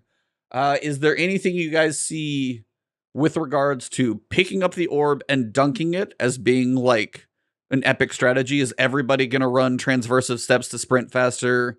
Like, is there a point where you guys see anything already for Rift that we've got right now being advantageous to use like the first week out? Blink? I forgot about that. Yeah, I bet think you can't blink know. while carrying the orb. Well, I don't know. Is that going to be a thing? We'll see. I don't think it was. So right now it says D1. In D1, I vividly remember using Twilight Garrison to dash around and, you know. Well, see, the difference was in D1, you would like almost go like third person. You would like hold the orb, wouldn't you? This one, they say the spark itself is a buff that allows full weapon and ability usage aside from super. So you just won't be able to super, but abilities and weapons are in there. You can kill. Yeah, you can kill with it. You're also way faster in D2, which I think is a problem with this mode, especially on the existing maps. So I'll be interested to see how they solve that, because it could end up being way too easy to score and not require enough strategy, especially since it's a buff. What does it buff? No, it's just going to show as like on the bottom left-hand corner. It's just going to show like the little. It's not an actual buff. Yeah, it's just going to say like Rift Holder or something, I'm sure. Yeah, I don't know how I feel about the Rift Holder being able to shoot. Yeah. I kind of missed the rugby, touchdown. You're holding the ball and you got to get assembly line. Everybody hold me down. I kind of missed that. I don't know how I feel about that just yet. With the Rift Holder being able to kind of do everything a Noble Guardian can do except super. I don't know if that's a stiff enough pedal. I don't know. It just felt weird because I kind of like, hold me down so I could get it across the 5 goal, this yard line and just moving that ball. I missed that aspect of it. And then you do like the backflip dunking it in the Rift in third person. That was so cool. So I don't know. I'm sure they've play tested and come up with a system that at least works pretty well. So we'll have to see. I do hear your point. Sinister and I do just agree, said it in chat that Eager's Edge is probably going to have to get turned off for that. Oh, word. I didn't even think about that. Yeah, that sword. If you pick up heavy and be like, all right, I got heavy. I'm going to just like fly over there and done. It's a wrap. Yeah. That's definitely got to go. You can't hold the buff for too long. They did say that, so you won't be able to like camp and like hunker down. So it may be the idea of fighting, but that's kind of one of those things. If you get a couple people running with that like god tier player and he's just like mowing people down with a couple support, I'll be curious to see how it plays because I'm with you. I miss the fact that like. You were the ball carrier and you needed help to get there. I did kind of like the team had to be aspect. There. Yeah. We'll see. Well, this is just like Slayer in a way. You just pick up a thing and okay, you're glowing. But all right, we'll see. I'm going to be fair and wait to play it and see it first. The other piece, we get a new map. So Sweet. this is the 1,000-year or the 1,000-year wait. No, the 1,000-day wait. Feels like it. Yeah. The map is called Disjunction. It is a symmetrical map with a base on either end, 3 lanes with plenty of crossovers. They said it's got lanes for short, medium, and long range style combat. And it is one of our largest maps yet, they state. So with regards to you guys were saying, if it's built for Rift. Yep, sounds like it. That's what I was going to say. Yeah, it's built for Rift specifically because it is longer, as you guys said, the range to cover. And you're not going to have Rift on Anomaly, for example. That would be just ridiculous. Unless unless the thing that you have to dunk is on the rotating platforms. That would be hilarious to try and see people dunk on the middle of Anomaly. But do you think this map will be able to come up outside of Rift, or do you think it will be a Rift-only map, aka we're not actually getting a new map? it's going to be available. No, I think it would be in So they everything. actually stated Disjunction will be available day 1 of Season 17 for all 6v6, 3v3, and free-for-all modes in Crucible, as well as Iron Banner. So the map is in the mix everywhere. So you're good to go there. They're Cool. not limiting it to Rift. So we'll get to experiencing it. But Iron Banner's week 2, so Rift is going to be kicked off pretty quick as well. Noise. Shout out to That's a awesome. thematic map for the season. I know, we actually got a... Isn't that like a great We thing? got Like, a pyramid ship map. like it matches what's going on, and like, wow. Where I was that just with wanna Europa? say- Yeah, right? After almost 3 years, I know Lord Shax was dealing with supply chain issues, as we all were. But I'm just glad he was Chip able to shortage. overcome that and get a Yeah. new map out the door. I'm just He finally got a shipment. It's been delayed for so long. They finally got the. the microchips they were waiting for. They finally got them. Yeah, they needed the Mhm. microchips to make the new map. They've got some other Crucible changes. They basically state for like zone control, they're going to bring that one back as well as kind of a thing. So they say that's going to be all about the time that you have capping the zones versus the actual kills. So it's all about the objective play, which might make people better at capping the zones as opposed to be like, hey, here's this zone we need to capture. Why are you running away? Happens all the time. Elimination, that one's basically going to match the respawn time of trials. Control is going to be the team gains 1 point per participant when capturing a zone rather than the flat 1 point. So now if you got 6 people, you're going to get 6 when you actually cap a point. So they seem to be leaning a little more into objective play, which is probably not a bad thing.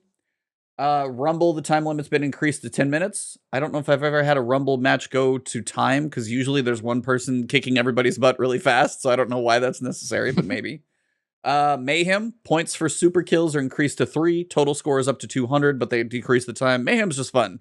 Rook said it in chat. I with Mayhem was just around, because it's one of my favorite ways to just like, oh, absolute chaos. Let me go have fun for a little while. I love Mayhem just to go goof off for a bit. I just wish it was there. Always. Gambit's doing some reputation changes, which I don't need to spend too much time on that. So that's just going to get updated. They are updating the streak system, which sounds more convoluted than it has to be, which is just weird.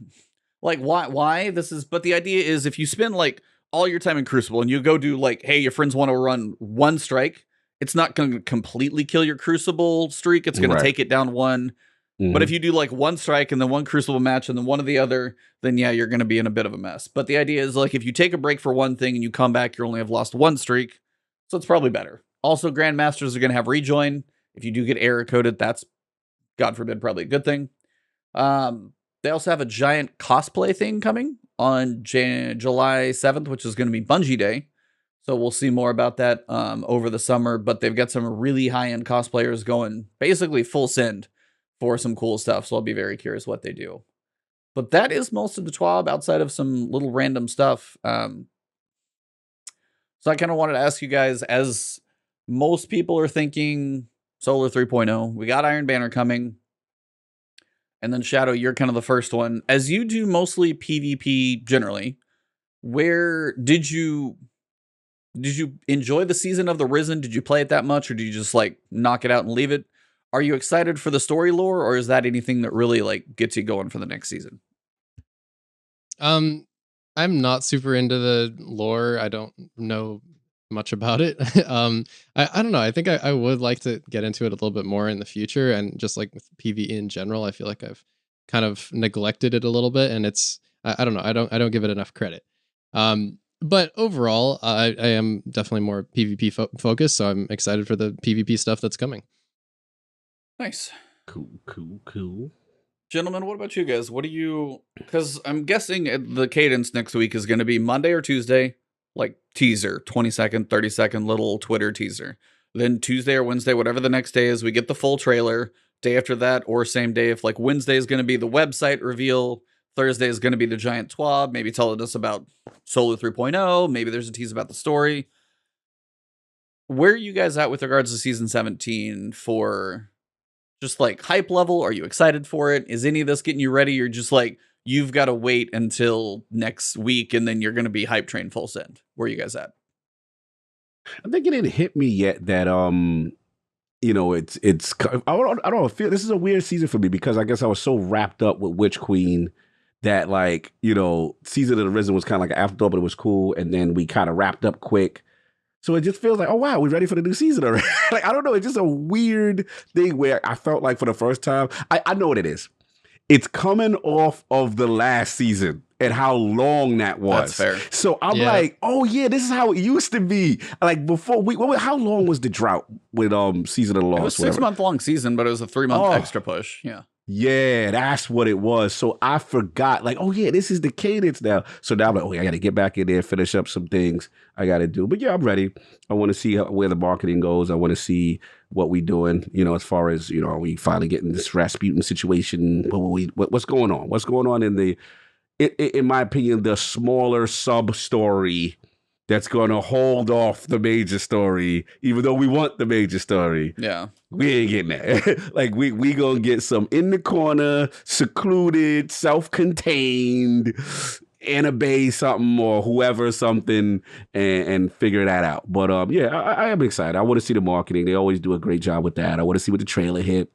And then obviously which of the 3.0s we getting, whether it be solar, and how is it going to affect, and do I have to dust off some solar legendaries to synergize with some of this new stuff. So that's where I'm at with it. And that stuff is always exciting to me. So yeah, I'm ready. Travis, where you at? Trav? Are you kind of even keel until next week? Yeah, I mean, I tend to not really have time to get that hyped these days because I'm always busy with stuff, and as we talked about before the show, I'm always excited when games get delayed because I'm trying to catch up constantly. But I would say probably Solar 3.0 is the thing I'm most excited about that we know about right now. And but the thing I'm always most excited about with new seasons, new content drops, is the stuff I don't know about yet. So I hope that they surprise us in some cool way that I'm not expecting. That's honestly what I'm always here for. So hopefully they'll do something new and not just give us a 6-person match-made activity that makes me want to die. That's my hope. So yeah, no, that's probably fair. I'm at the point to where I know when the trailer drops, the hype's gonna go. We all know Bungie makes damn good trailers. The marketing team, the capture team who puts those together, who gets those shots, they do a really, really good job. Even with the Guardian Games trailer, you see them get those little, like, they're very good at what they do for marketing, so I know the hype's going to be there. I think I'm with Travis where I'm looking for that one thing that I don't expect. We expect a subclass. We expect, a 4 to 5 week story. If they do a longer one, as long as it's, not dragged out, it feels good. And the big question, as usual, is going to be the activity. I mean, how many different ways are we going to shoot the enemies in the face this season type thing? Because we know that's what we do. But again, is there going to be a little mix up to it? And that's, I think, probably the exciting point is I know the Bungie devs on Twitter have been very excited about the narrative. And I'm very curious what their hype Bungie yelling, I'm so excited for you guys to see the narrative tweets are all about. Because I haven't seen the narrative team be this pumped and this vocal theoretically on Twitter in quite a long time. And I'm curious as to why. Because either they're bringing a character up that's going to be, a huge lead into Lightfall. They're bringing, some character interaction that's going to happen. There's like a big moment. That's the stuff that I'm curious to see because we know all the things around the systems are going to be there. We know we're going to be playing the playlists more than we probably prefer to. We're going to have to do a little bit of pinnacle grinding. That stuff's there. I'm pumped for the dungeon. I know I'm getting a dungeon, so it's going to be figuring it out. But it's the story surprise. And then hopefully one more surprise that we get in the season. I'm curious to see what they do. But Witch Queen was very good. Risen actually wasn't a dumpster of a season to go with Witch Queen. Because we've had questionable seasons with expansions the last couple. And this is the first time they both hit. And I think that's where, with this momentum going into, this year, I think this season's going to hopefully tell us a lot about what this year looks like for Destiny. Because year 5 started off well. Now can it keep it going? Yep. Agree. I agree with your point, though. To see them that excited about the next season is very interesting. Usually they don't get that level of hype unless it's an expansion. And to see them like so clearly there's some story beats that they're excited, to get into. So yeah, we'll see what's up, man. Yep. But yeah, that's mostly all I got, man. Shadow, it has been an absolute pleasure having you with us tonight. Thank you so much for taking the time out. I know schedules can get busy and things, so we appreciate the carving out the 2 hours in your evening for us. But at this point, basically what I want to do is extend the floor to you. Tell everybody where to find you, what you got cooking, if you got a big video in the works, because you have an insanely large channel for not that many videos, so everyone's a banger. So if you got an idea what the next one is cooking, you know, what we can look forward to from you. But basically, where can they find you? What can they expect? And please, everybody, go follow him. Watch his content. And if you want to be a better Crucible player, he is one of the better people who are going to make you think differently about the game. But now the floor is yours. Yeah. So yeah, thank you so much for having me on. It was good talking with all you guys. So the next video I'm working on is that basically I went through the entire history of the game since like Destiny 1 all the way up to current and found like the most hated and the most like despised things that have ever happened. And I'm basically making a video about all of those things.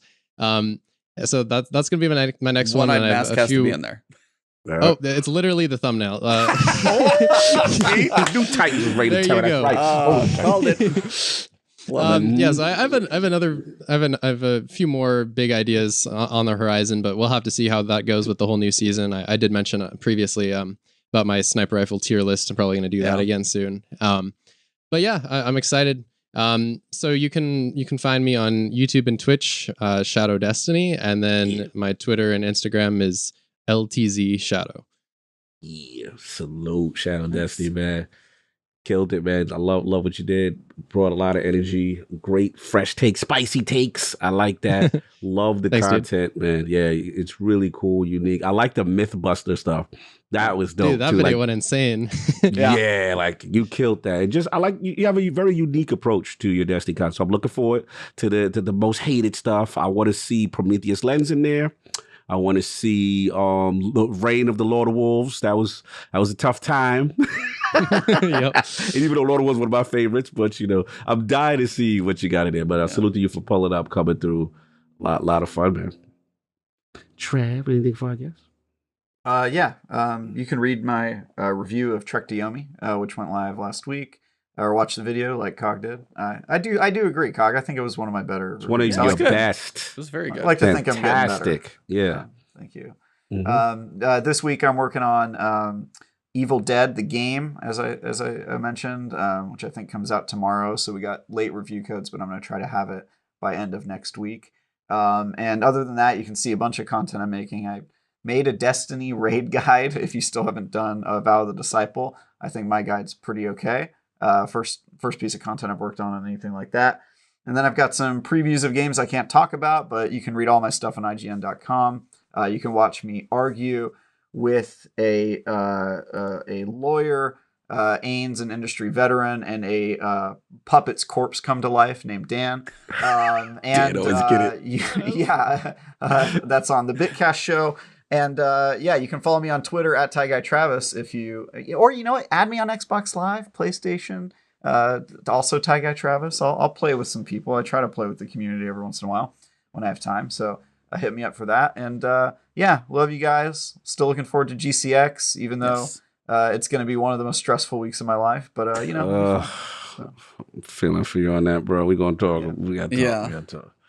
But No, honestly, real quick, thank you for the super chat. Rel, Spider dies and comes back as a guardian.